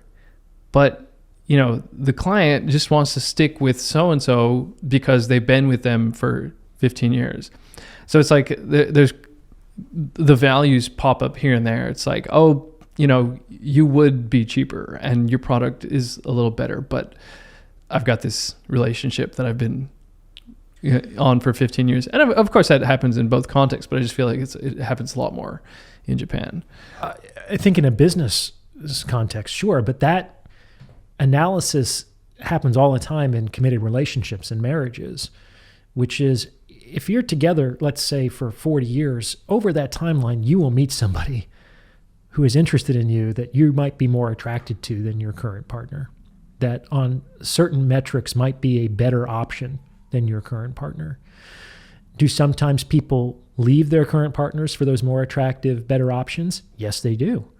But they have to be significantly better to justify the pain and the cost of moving from one to the other. If the other option is just, to use the business analogy, just a little bit cheaper and just a little bit better, then in the balance of things, the good and constructed relationship that I've developed over the 15 years with the other company is probably more valuable to me than the marginal improvements in saving costs and quality of product. Does that make sense? Yeah. But if it was significantly cheaper and significantly better and solved a host of problems that this other one doesn't without creating new ones, that becomes more irrational to defend, right? To not make the switch.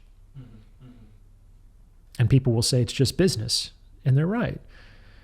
If you say, and they'll do that when in their marriages, and it's for the same reason. They can't say it's just business. That would be cold and callous, but it's kind of the same thing. Is they make this determination that the benefits associated with switching sides have so significantly surpassed the benefits associated with staying here that I can't not do this on some level. Which reminds me of something you said a couple times. I think of, I think it was relationships are the medium in which you exchange value. Relationships are the medium in which value is transacted. Yeah, that's basically what my book is about. Yeah. And where no value is transacted, no relationship exists. Could you elaborate on a little bit more? Sure. So people want things from other people. And people functionally represent both a problem and a solution to that wanting. Other people are a solution when they have the things that you want and are willing to give them to you. But people are a problem when they don't have the things you want and or they have them and won't give them to you. So if there are things that I need or want but I don't have and you do, I need to find a way to get them from you. And what we functionally discovered through thousands and thousands of years of living together is one of the best ways to do that. One of the best ways for me to get what I want from you is for me to give you something that you want in return. That's the fundamental pro-social contract. That's why we come together into groups, is because we decided to exchange complementary goods. Does that make sense?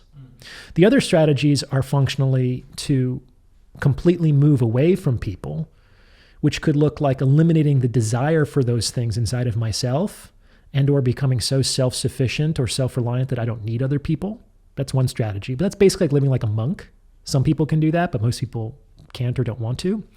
And the other strategy is conquest and competition, which is, fuck you, I'm just going to take it from you because I'm cleverer or bigger or stronger, which is kind of frowned upon, right? It still happens, but it's frowned upon.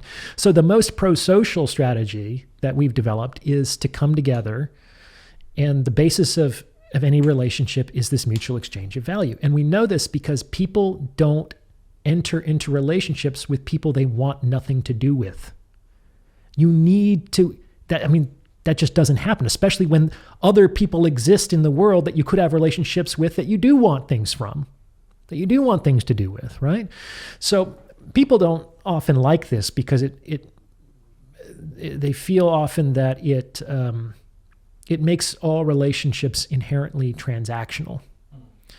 But the point is that if there wasn't some transacted good that was moving between the two of us, we wouldn't have a basis of a relationship. Now, to be fair, this doesn't mean that everything is transactable.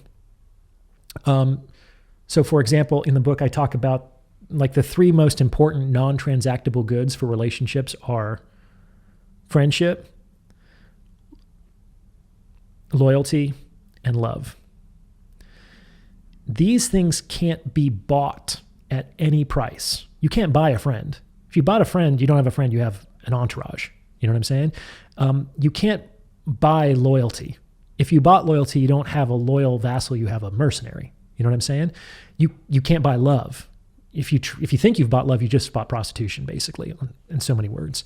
So you can't buy these things at any price. So on some level, they're invaluable, which could mean that they're beyond value or they have no value because they can't be transacted. All of those things are given as a spontaneous gift at the pleasure of the giver and doesn't respect any kind of reciprocity. If you are my friend just because you expect me to be my friend in return, that's a transaction. Are you even really my friend? If you love me just until or as long as I love you back, did you really love me? You know what I'm saying? So what we decide is that these non-transactable goods are very ennobling for the individuals involved. They can represent some of the highest states that people can aspire to, but relationships aren't necessary for them. Relationships are not necessary because these are gifts that I can give you at my own pleasure. You can't buy them or earn them from me, and I don't expect anything in return. So there's actually no exchange in the gift giving. Do you understand? Like, there are people out there who are loyal to celebrities or athletes or political leaders who don't even know that those people exist. But those those people are really loyal. Those people will, in some cases, kill or be killed for those other people who don't even know that they're alive. That is real loyalty. And those people might be more loyal to those folks that they've never met than to anybody they're actually in a relationship with. By the same token, some of the purest love is unreciprocated. I mean, in the romantic tradition, the knight in shining armor actually chose a woman who was married to another man as the damsel to whom he would devote all of his chivalric acts. You didn't know that? Isn't that a fun fact? Yeah, the idea here is twofold. One is that it would prevent an actual consummation of the relationship, at least in theory. I'm sure sometimes they actually crossed a boundary, but at least in theory, we're never actually going to consummate this relationship sexually. So that allows the game to go on as long as possible. And two, because the purity of my love in the romantic tradition would be cheapened by commingling it with base carnality, I am purifying my love because the highest expression of love is non-sexual. And the term purifying is interesting because this, let's say the cult of romantic love, we might say it even originated in the south of France by the sect of Catholicism called the Cathars, which means like the purifiers. And the Cathars believed in purifying themselves. They didn't believe in marriage. They didn't believe in, they were trying to like elevate beyond those worldly instincts so that they could have a more divine relationship. And so they chose a woman that they actually had no fear or hope of consummating as their romantic ideal. Isn't that interesting? It's also helpful because one of the primary drivers of romantic attraction is unobtainability. People want what they can't have. And so you're going to be much more attractive to me if I feel like I can't get you. On that note, what do you think about marriage? What do you mean? Are you interested in marriage? To me, I don't know what it's like in Japan, but in America, the convention, like the legal reality of marriage doesn't make sense to me as a man. I can just say, and I don't think this should be in any way controversial, that the contract as I understand it, I don't see is taking on an enormous amount of risk for no compensation in additional privileges. So I'm not really sure why I would do that, especially if I don't have to. So the issue is that one of the, I talk about this in my forthcoming book, marriage rates are down, like almost everywhere, and divorce rates are up almost everywhere. So like what's going on? One of the problems I conceive is that people want marriage to be too many things. At the bare minimum, what they want marriage to be is a legal contract, like a business arrangement. They want it to be a solemn oath before God and to have some sort of religious dimensionality to it. They want it to be a cohabiting agreement. We live together, spend all of our time together. We're co-parenting, and we're monopolized sex dealers for each other. So we're in an exclusive sexual relationship. This is like the bare minimum. What's more, like we were talking about with the dissolution of the extended kin network, I want you to be all these other roles that were previously performed by my extended family and or the community in which I was embedded. And this is just too much for the institution of marriage to support. And when we don't tease apart these various components, well, just like a chain is only strongest according to how, the weakest link, it's only as strong as its weakest link. If all of these different things are admingled, it's going to fail at its most like vulnerable point. And if we can't like separate these, we're going to just throw the whole thing out rather than just say, oh, well, let's just throw out this part that isn't working and keep the other 4 or 5 things. Do you see what I'm saying? And this is tough because people have a lot of romantic ideas about how relationships should look and how marriage should be. And they are very touchy about approaching the possibility of changing the structure of that relationship. It's kind of like a sacred Hindu calf. It's like it clearly is failing, like in the sense that most marriages end in divorce. But no one has really a clear alternative to that. So if the alternative is either I assume this really risky venture where I've conflated all of these different responsibilities and expectations, which on some level I know I can't indefinitely and completely meet, or I have nothing, which is also what's happening is we see in the decline of marriage and the increase in divorce, an increase in just like total sexlessness and a decrease in even casual relationships. It's like men and women aren't even hooking up with each other as much as they were 10 years ago.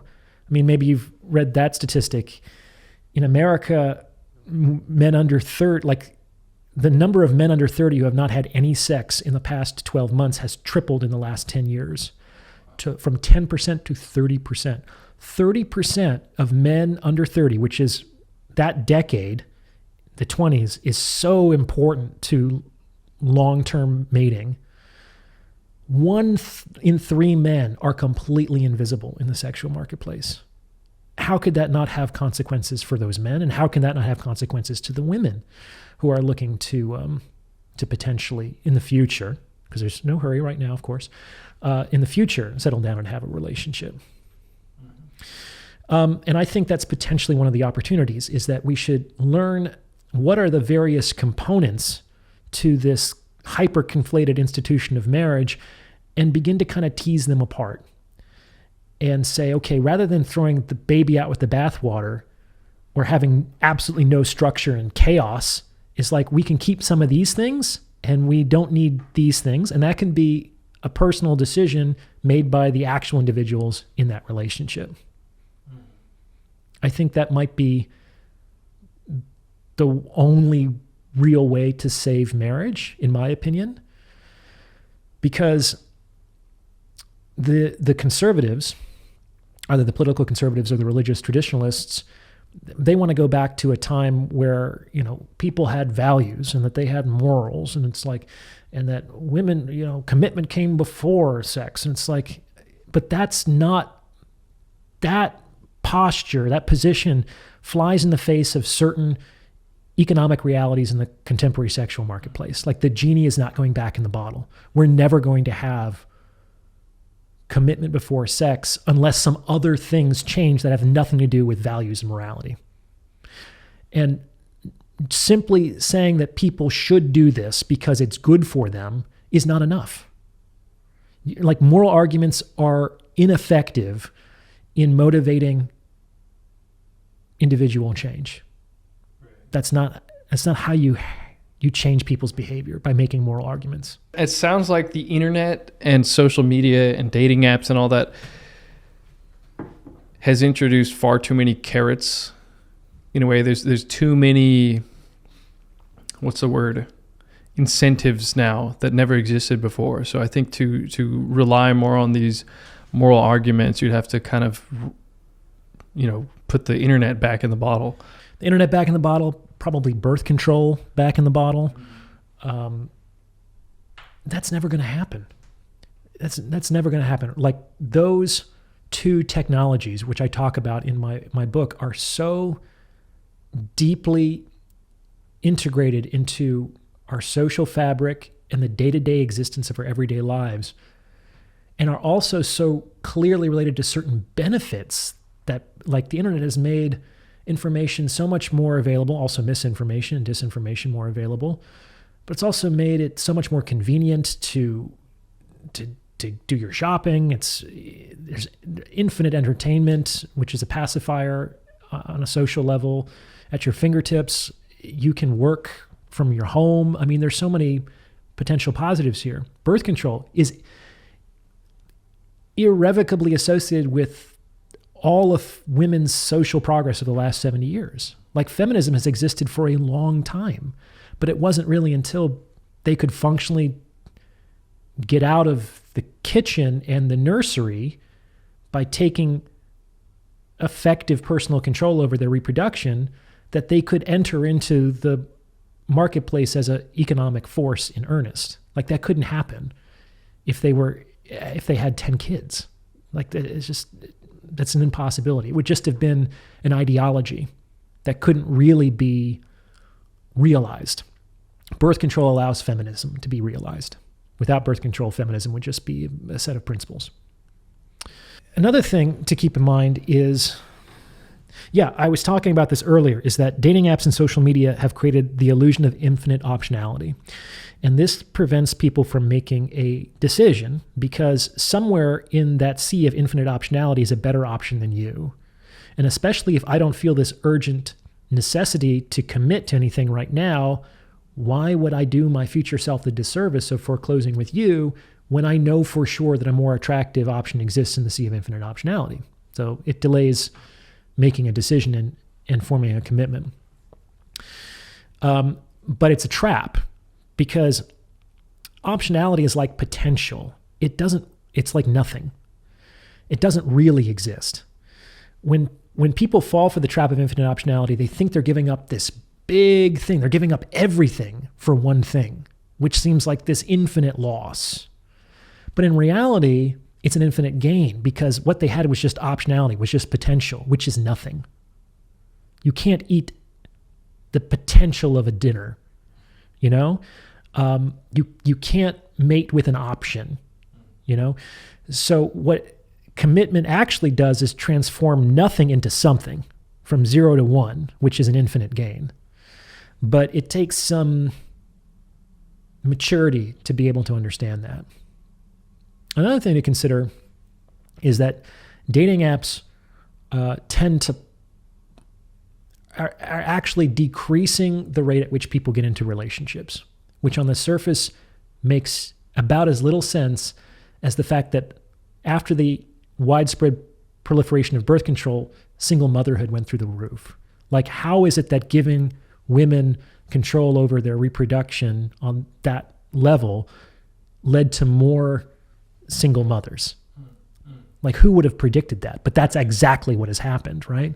Who would have predicted that by bringing the entire sexual marketplace into your living room, into your smartphone, that would make fewer relationships happen?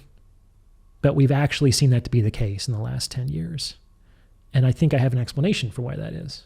Do you mind if I share it? Please. To understand this explanation, we have to make two assumptions. The first assumption is that fundamentally in the sexual marketplace, men attempt to trade resources, which can mean lots of things. It could be money, attention, energy, opportunity. They attempt to exchange resources for sex. And women attempt to use the sexual opportunity for resources, to accumulate resources, to acquire resources, okay? And we also have to assume that people will not pay more for the same good than they have to. Now, if you assume that both of those things are true, you can understand why dating apps are driving down the rate of relationships. Because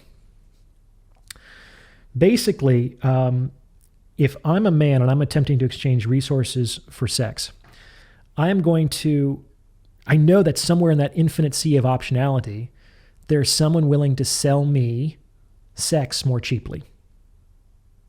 They're going to be less difficult. They're maybe not even going to have to expect a date or an extended courtship process. Maybe they'll just come over and we can hook up.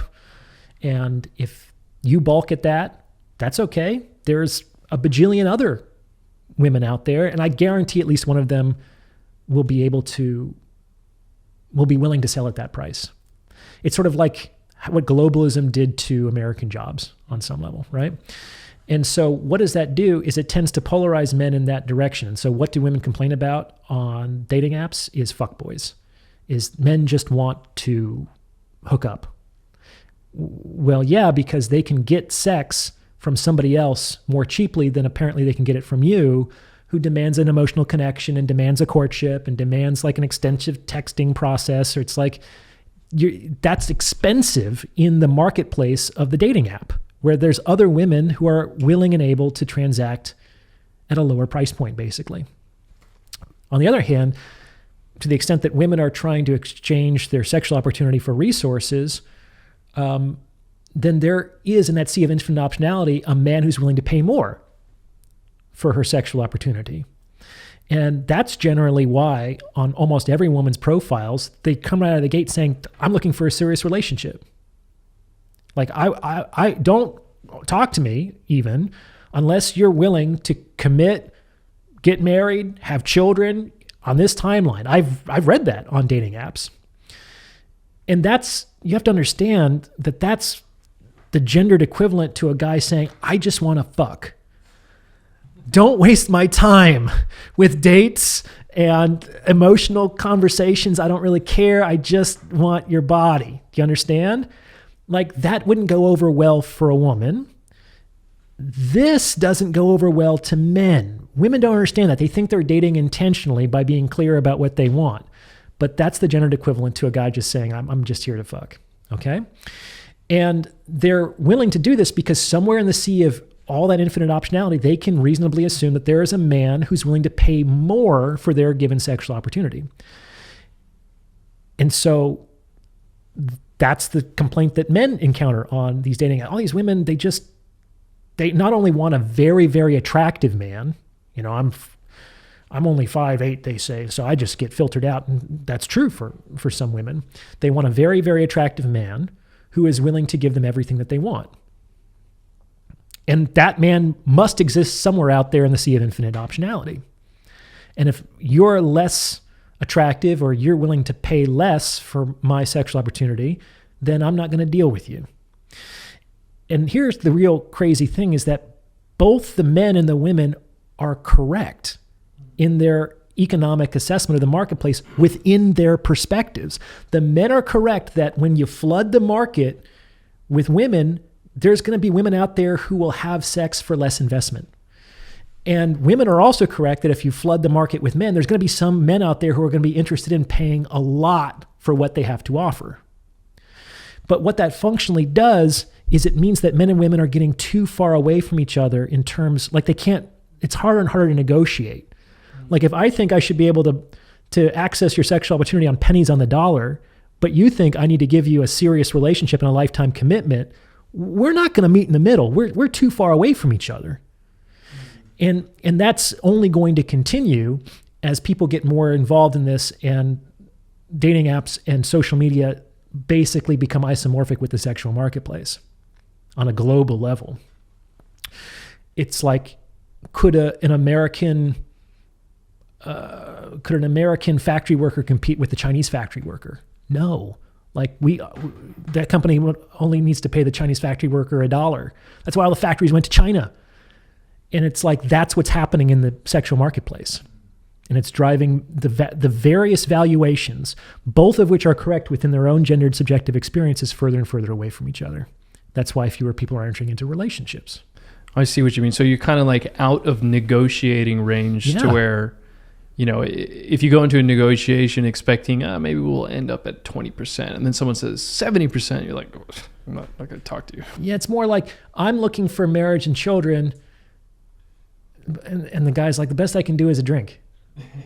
You're probably not going to find a common ground there. Yeah.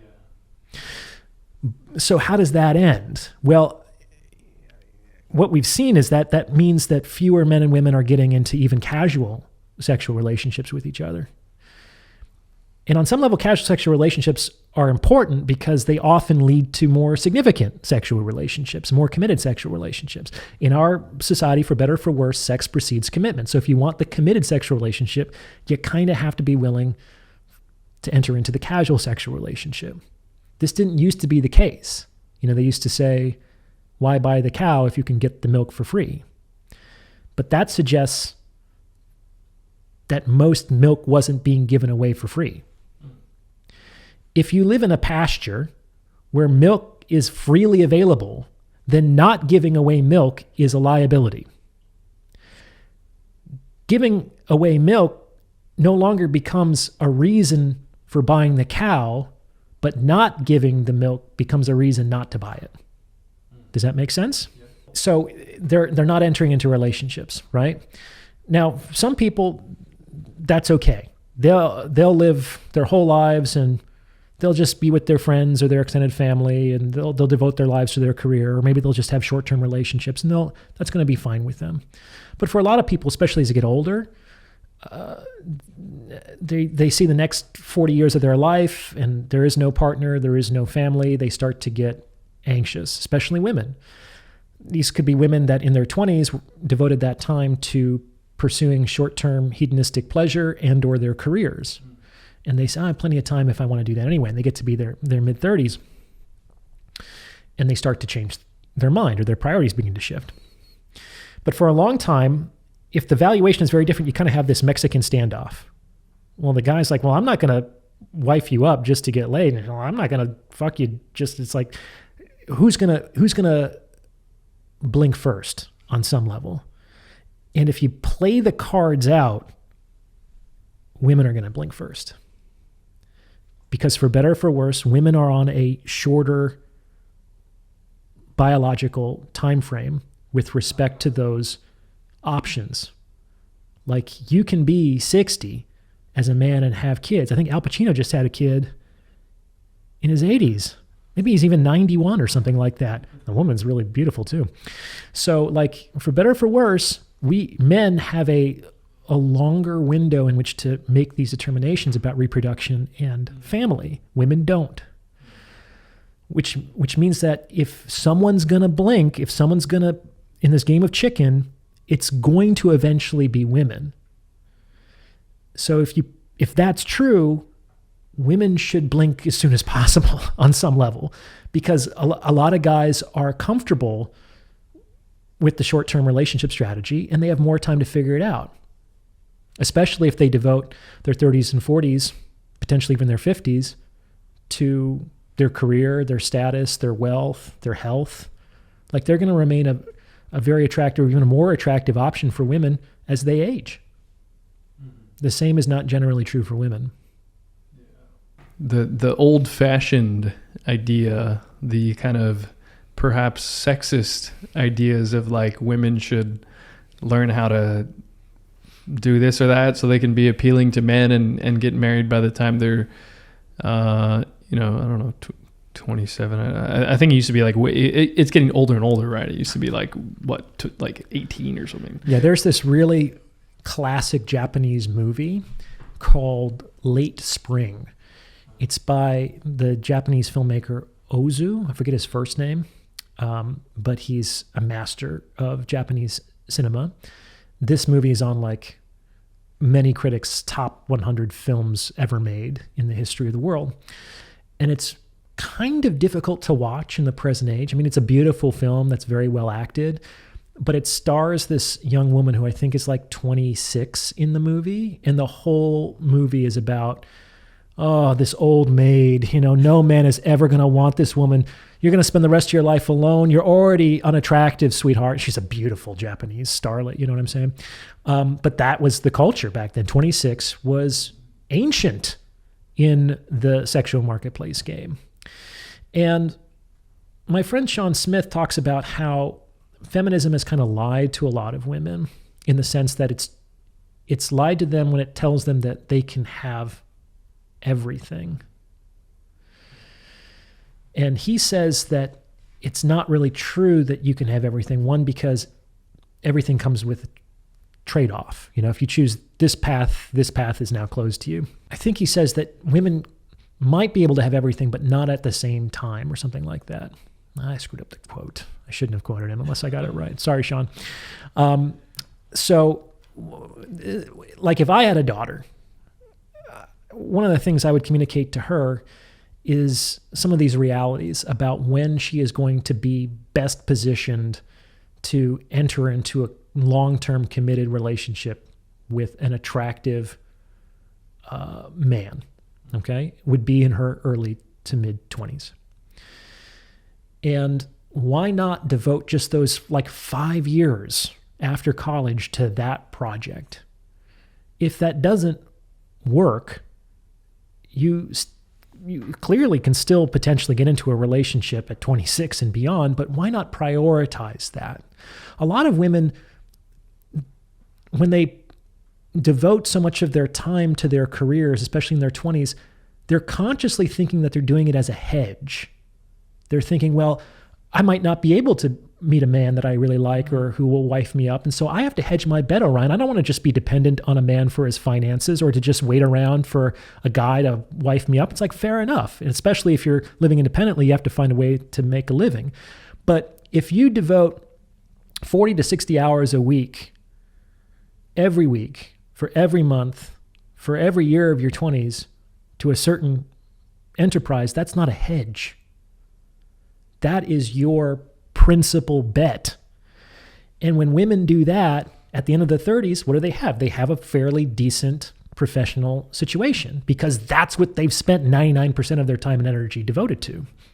I bet that if those same women, if they wanted to, spent 99% of their energy trying to find a husband between the ages of 20 and 25, they could do it. And if they eventually feel like they miss out, much like the women who devote their 20s and 30s to their career, if they eventually get older and they think, oh, I'm missing out on family and children and all that, well, it's harder for them to get that at 35. But by the opposite side of things, if a woman gets married at 25 and then in her late 30s, she says, I feel like I've missed out on a career, she can have a job. Like most women are trading that family life to be an employee. Right. Let's be real. They're holding jobs. Most of them are not, writing the next great American novel, or making Nobel scientific discoveries. They're just working a job. They're an employee, and you can be an employee at 35. You can be an employee at 45, but it might be harder for you to be a wife at 35 or a wife at 45. So I think that if women want to have it all, they can do it all, but they should reverse the order in which they go about doing certain things. There's some women in Japan who the term is OL, office lady. Uh-huh. So they're going into a job knowing that they're going to be doing kind of miscellaneous tasks. It's not going to be a particularly fulfilling career, but for them, they just see it as something to do while they're looking for a husband. Yeah. And I think, again, if I had a daughter, one of the best ways that you could do that is like go where the men are that you might want to marry, like become a paralegal and spend all day with successful, high-paying lawyers. I guarantee you wear some pencil skirts and you do your hair, you're going to look so much better than some of those older office ladies. Those men are going to be very, very busy. It's like Hannibal Lecter said, people covet what they see every day. So if they see you 320 days out of the year, hour after hour after hour, I guarantee at least a few of those men are going to be in love with you at the end of the year. I guarantee it. Mm-hmm. Yeah, the office ladies will usually aim for a prestigious company, not necessarily because they think they're going to make a lot of money, but they'll meet guys who are on the up and up. So yeah. Another suggestion that I've had is, like, if you don't want to do that, figure out where they hang out.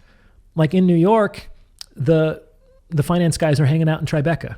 You want a finance guy? Do some research. Make yourself a regular at some of these bars where you show up looking good during happy hour. I guarantee you're going to get to know some of those finance dudes. You don't like finance and you want the artsy types? They hang out in the East Village or around, like Gramercy Park, Madison Square Park. It's like you can find those guys. You need to figure out where they're congregating and then make yourself a regular presence around those groups of men. Especially if you're by yourself, like a woman is not long alone. You know what I'm saying? And that can be dangerous because she might be approached by men that she doesn't really want to interact with, which is generally why women go out, at least in pairs, if not in groups. But that's kind of difficult for a lot of guys to break into. If they're alone and they keep showing up over and over again, they will meet men. And they can target specific groups of men. They could even target specific individual men through the use of social media.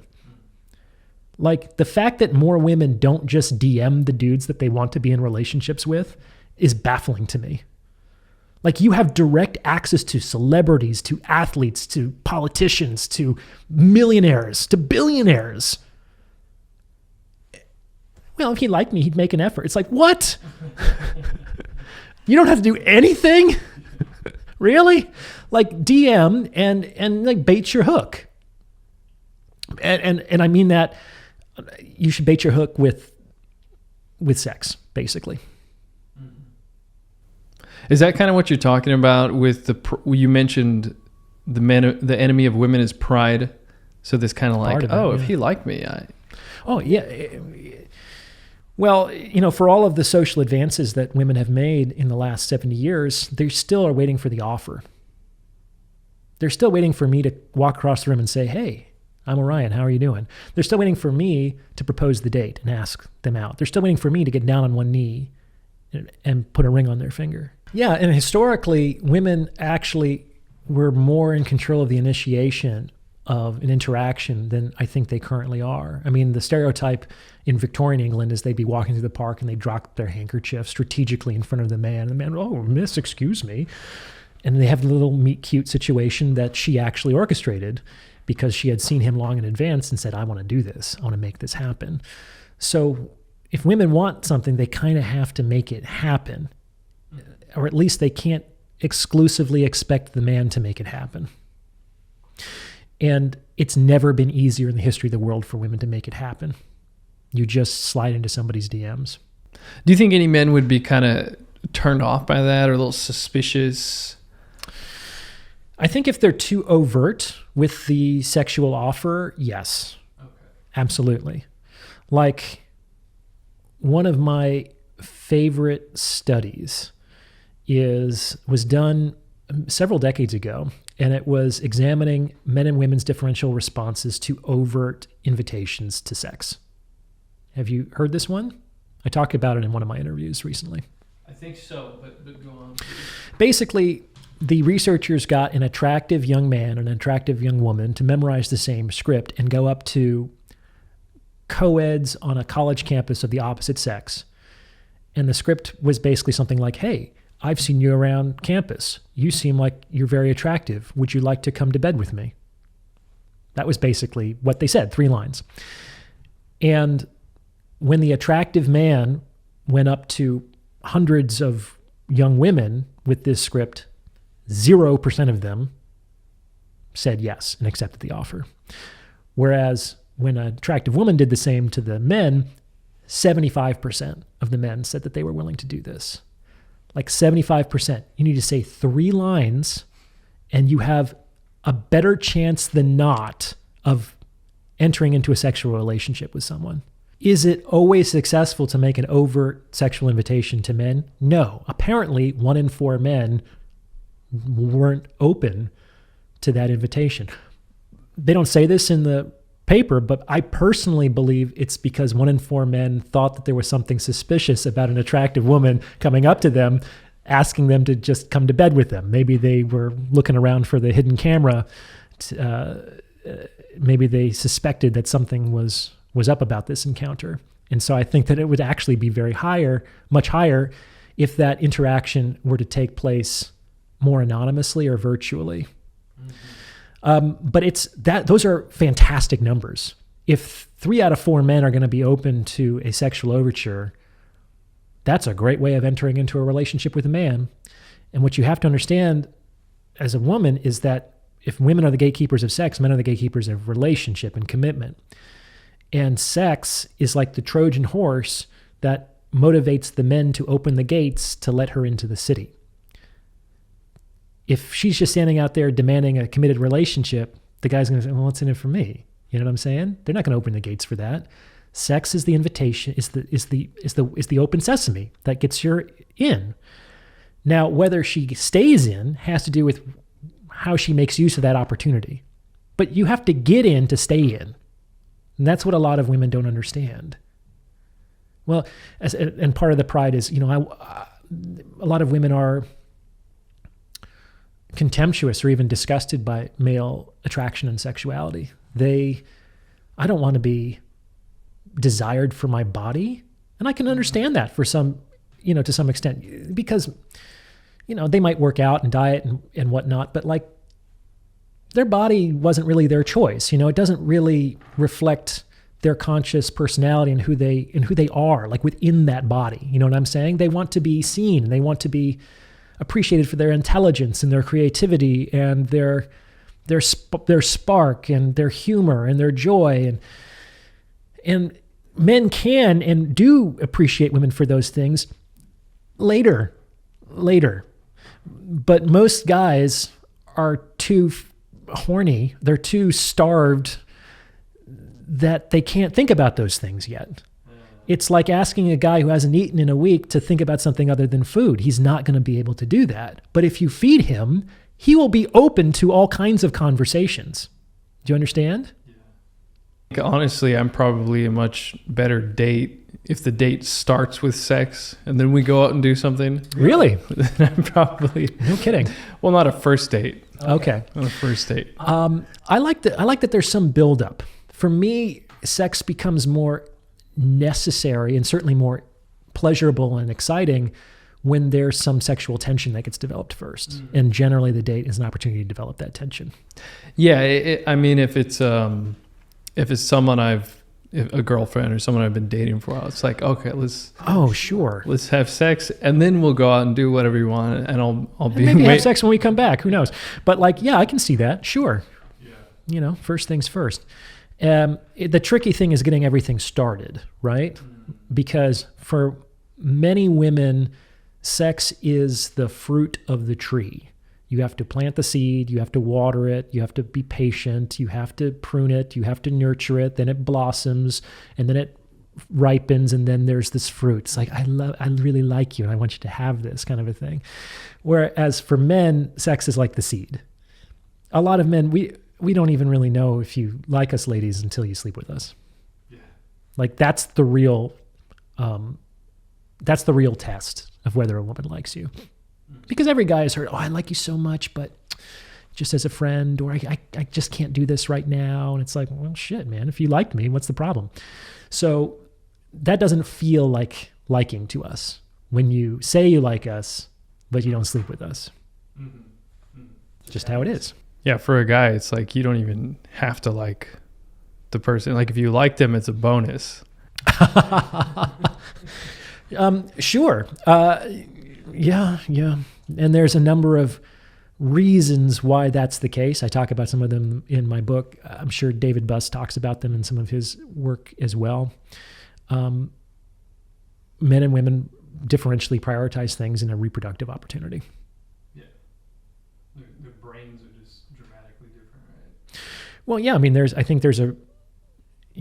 I don't know how you could argue that the fact that a man produces trillions of sperm every few days, but a woman produces one viable egg a month wouldn't have some sort of impact on their sexual choices. Mm-hmm. Mm-hmm. That doesn't make any sense to me. So even if you just look at the hormone levels, so for example, like men have 10x the testosterone in women, but women have 4x the estrogen and 4x the oxytocin in men. Mm-hmm. And these have like drastic changes on people's behavior. Oh, sure. Mm-hmm. Yeah. One of the most interesting videos that you might be able to watch on YouTube are interviews with women who are undergoing sexual reassignment to become men. Mm-hmm. When they start to take T or testosterone. And this is their eureka moment where they finally fucking understand men. And these people are just like, so many things make sense to me now. They get it, like, because it's inside of them. They can feel what it's doing to them. And they realize that men are not crazy or any more than like women are crazy when they do things that are hormonal in their own cycles. You know what I'm saying? Mm-hmm. What's interesting is that those individuals often are frustrated by their rampant new sex drive, primarily because they have no refractory period because they're still biologically women. Oh, interesting. which means that sex doesn't give them the release from the desire to have sex than it does for men. So some of them said it was kind of a torture. Wow. Isn't that interesting? Yeah, I mean, like having no refractory period sounds cool if you could turn it off when you want. I enjoy my refractory period, Right. and it's like it's the moment of greatest peace in my day or my week for sure. What is it in English? It's in Japanese. It's wise man mode. Post-nut clarity. I like Yeah, wise there man you go. mode better. There you go. Post-nut clarity. I think Schopenhauer called it the devil's laughter because it's when the man gets to hear the consequences of his poor judgment. When, look what I made you do, and I'll do it again in a few hours. See you next weekend. Before we wrap up, why don't we, if you're willing to, switch gears and talk about spirituality a little bit. I had this one question, and it could go in two different directions because I was thinking about the fact that there are no rituals for men anymore. There's no boy to man ritual. How, for example, I feel like whenever this comes up, it seems like everyone knows about it because it's so interesting, and I feel like men are like naturally drawn to this kind of thing. The story of and I think you've mentioned it too, where they put the gloves. No, yeah, you did mention it, where you put the gloves on, the gloves filled with bullet ants, and that's how you become a man, by getting stung endlessly by bullet ants, and you do that multiple times. Apparently, Yeah. you're supposed to put the mittens on like dozens of times before the tribe fully accepts you. It's not just once. Yeah. And each, I think, session lasts at least an hour. I watched a video of a Western ethnologist or anthropologist who studied that tribe in the Amazon rain basin. And he put the gloves on, and it was he completely unraveled. And he was a grown man. And this is what they do to, 12, 13-year-old boys. Wow. Now that's a researcher willing to do it. Yeah. It's far out, man. So I guess the way that links with spirituality, or maybe it doesn't, but there's this kind of like shift of this psychological shift of like, I was a boy, I did this insane thing. Now I'm a man. Now I have, they just kind of embody, I would imagine it giving them this intense confidence to act and be more courageous as a man, and being like, no, I'm a man. I did the thing. Yeah. I think that there's some truth to that. I also think that you can't ever do it once and coast on it. Yes, there are, let's say, coming of age rituals, but as a man, I would think also in these communities where these rituals are still practiced or have been practiced, you couldn't just say, I demonstrated bravery 40 years ago, so I'm a man. That's sort of like the guy who was the high school quarterback who, now he's middle-aged and overweight, and he's like, those were the days, man, when I scored that touchdown. It's like you actually have to continuously earn your manhood as a man. And I think that's not something that women understand. If you go too long without re-earning it, it sort of dwindles and fades, and it's not the basis of legitimate respect among either men or women. Now, can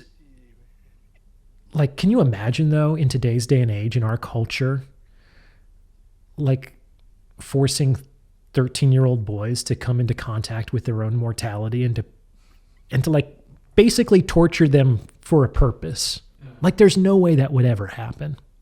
Yeah. But might that be useful? It might. It might be useful. I think, among other things, it forces... What is it? It's like that moment in Dune. Did you read Dune, where he has the initiation ritual? I haven't seen the movies, but the books are pretty good. And he has to put his hand in a box. Oh, I did see the movie, and that scene was what's in the box, and they say pain. That's it. And he puts his hand in the box, and it's the most intense pain he's ever felt, and he feels like the skin is being ripped off and his hand has been obliterated, but he takes it out and his hand is intact and totally fine. I think that there is a point that you reach with enough pain where you understand that on some level pain is sensation plus judgment. Like you can begin to tease apart the component aspects of pain, probably because you have to. Otherwise, you'll be destroyed by the experience of the pain. That's how intense it is to be. But through enough focus, it's almost like you can split the atom of pain and you can enter into the experience.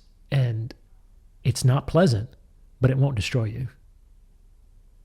But that requires really a mind of steel that's probably tempered by the necessity of dealing with intense pain.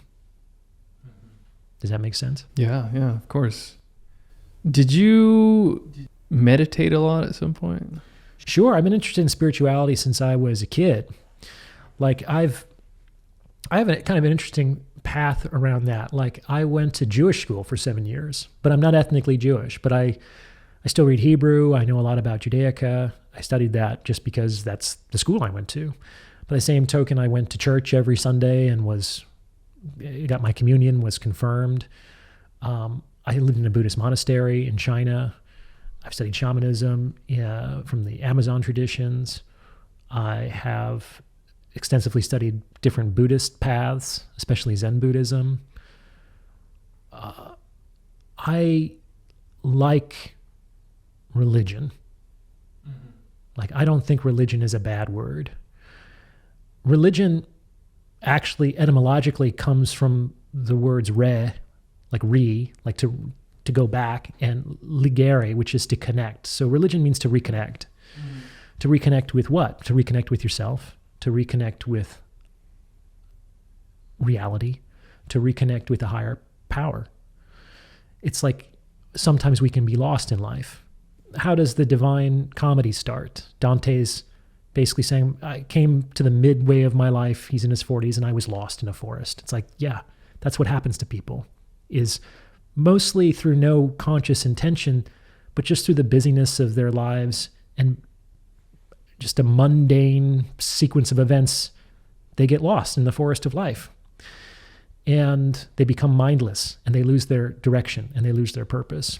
And so religion is one instrument for reconnecting people with purpose and reconnecting people with themselves, grounded in like a hierarchical reality in which they find themselves. Does that make sense? Yeah. So I'm really interested in this kind of stuff, and not really from an academic perspective, but again, because I was in a great deal of pain. And I mean, maybe not when I was a young boy, but like that's kind of where I went for answers, is philosophy and theology. And it wasn't because I wanted to know how many angels could fit on the head of a pin. It's because I wanted to know how to fucking suffer less, because I was hurting. And apparently there were some really wise people that have existed on this planet who have examined that question very, very deeply and have come up with systematized approaches for solving that problem, which is basically what a lot of religious practice is life is fucking suffering. If hell exists, it's here. But that doesn't necessarily mean that there isn't a way out. And here's one way out. That's what I think religion is when it does what it's supposed to do. Is there one in particular if you don't mind sharing, that you gravitate to, or you found that was particularly helpful for you? Well, from a philosophical standpoint, the one that definitely was most helpful was Stoicism. Like, I really studied that in depth and read everything that I could. And then about 10 or so years ago, tried to implement that in my everyday life as extensively as possible. And that was very difficult in the beginning, but has paid off an enormous number of dividends as the years go on. Like, I'm so much more emotionally stable. I'm so much more equilibrated mentally. It takes so much more to get me out of my center. I feel more joy and peace in my life as a consequence of that lack of emotional instability and that mental confusion. So that one has been very, very helpful for me.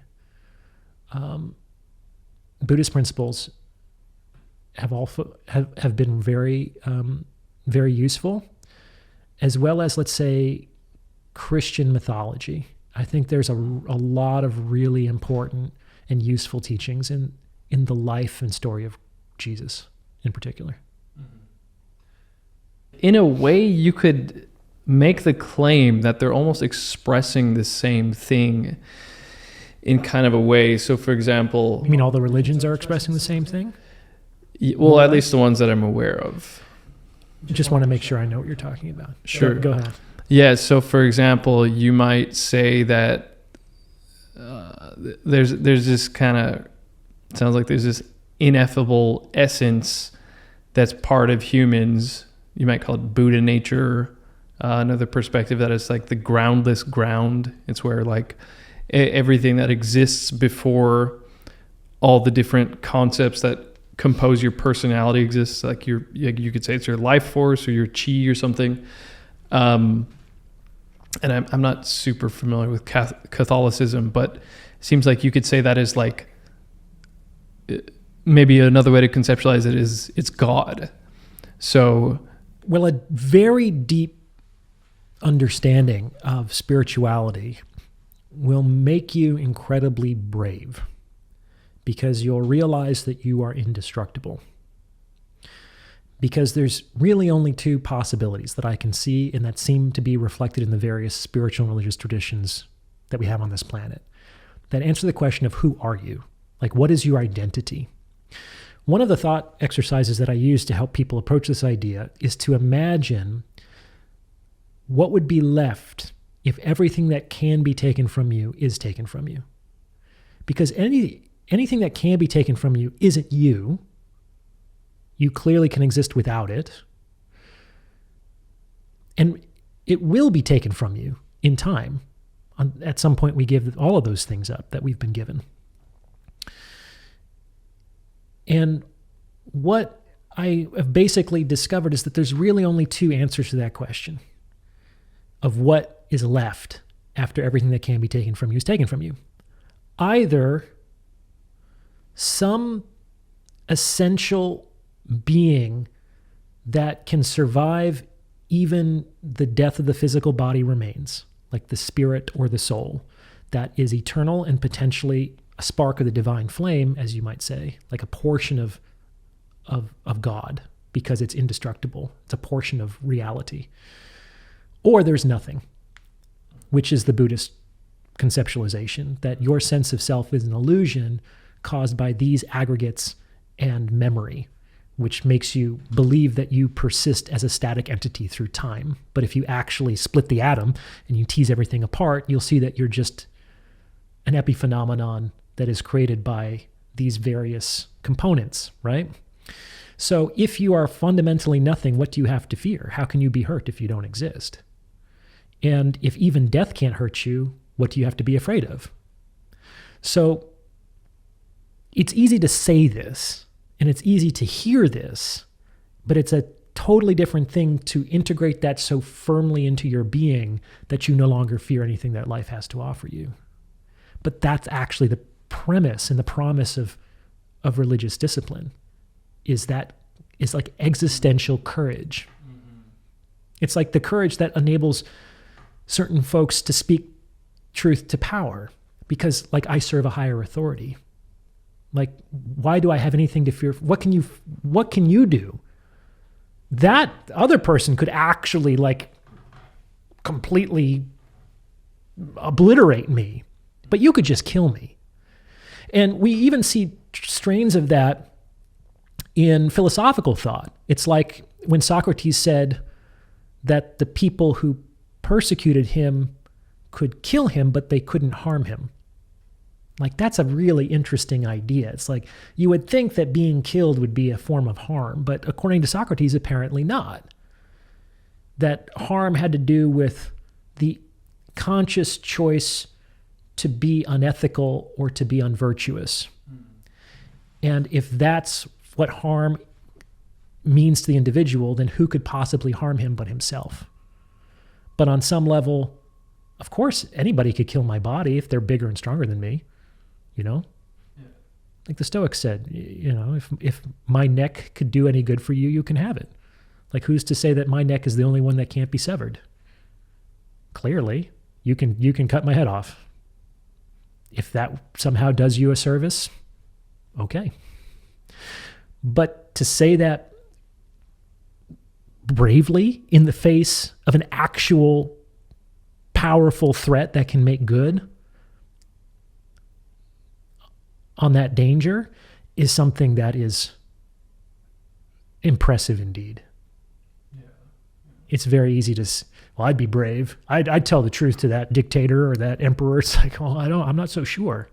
That'd be really tough. I mean, they talk about that when Socrates was arrested and convicted, and he was awaiting his poisoning, basically. He was in jail. And his friends basically come to visit him in jail. Have you read this one?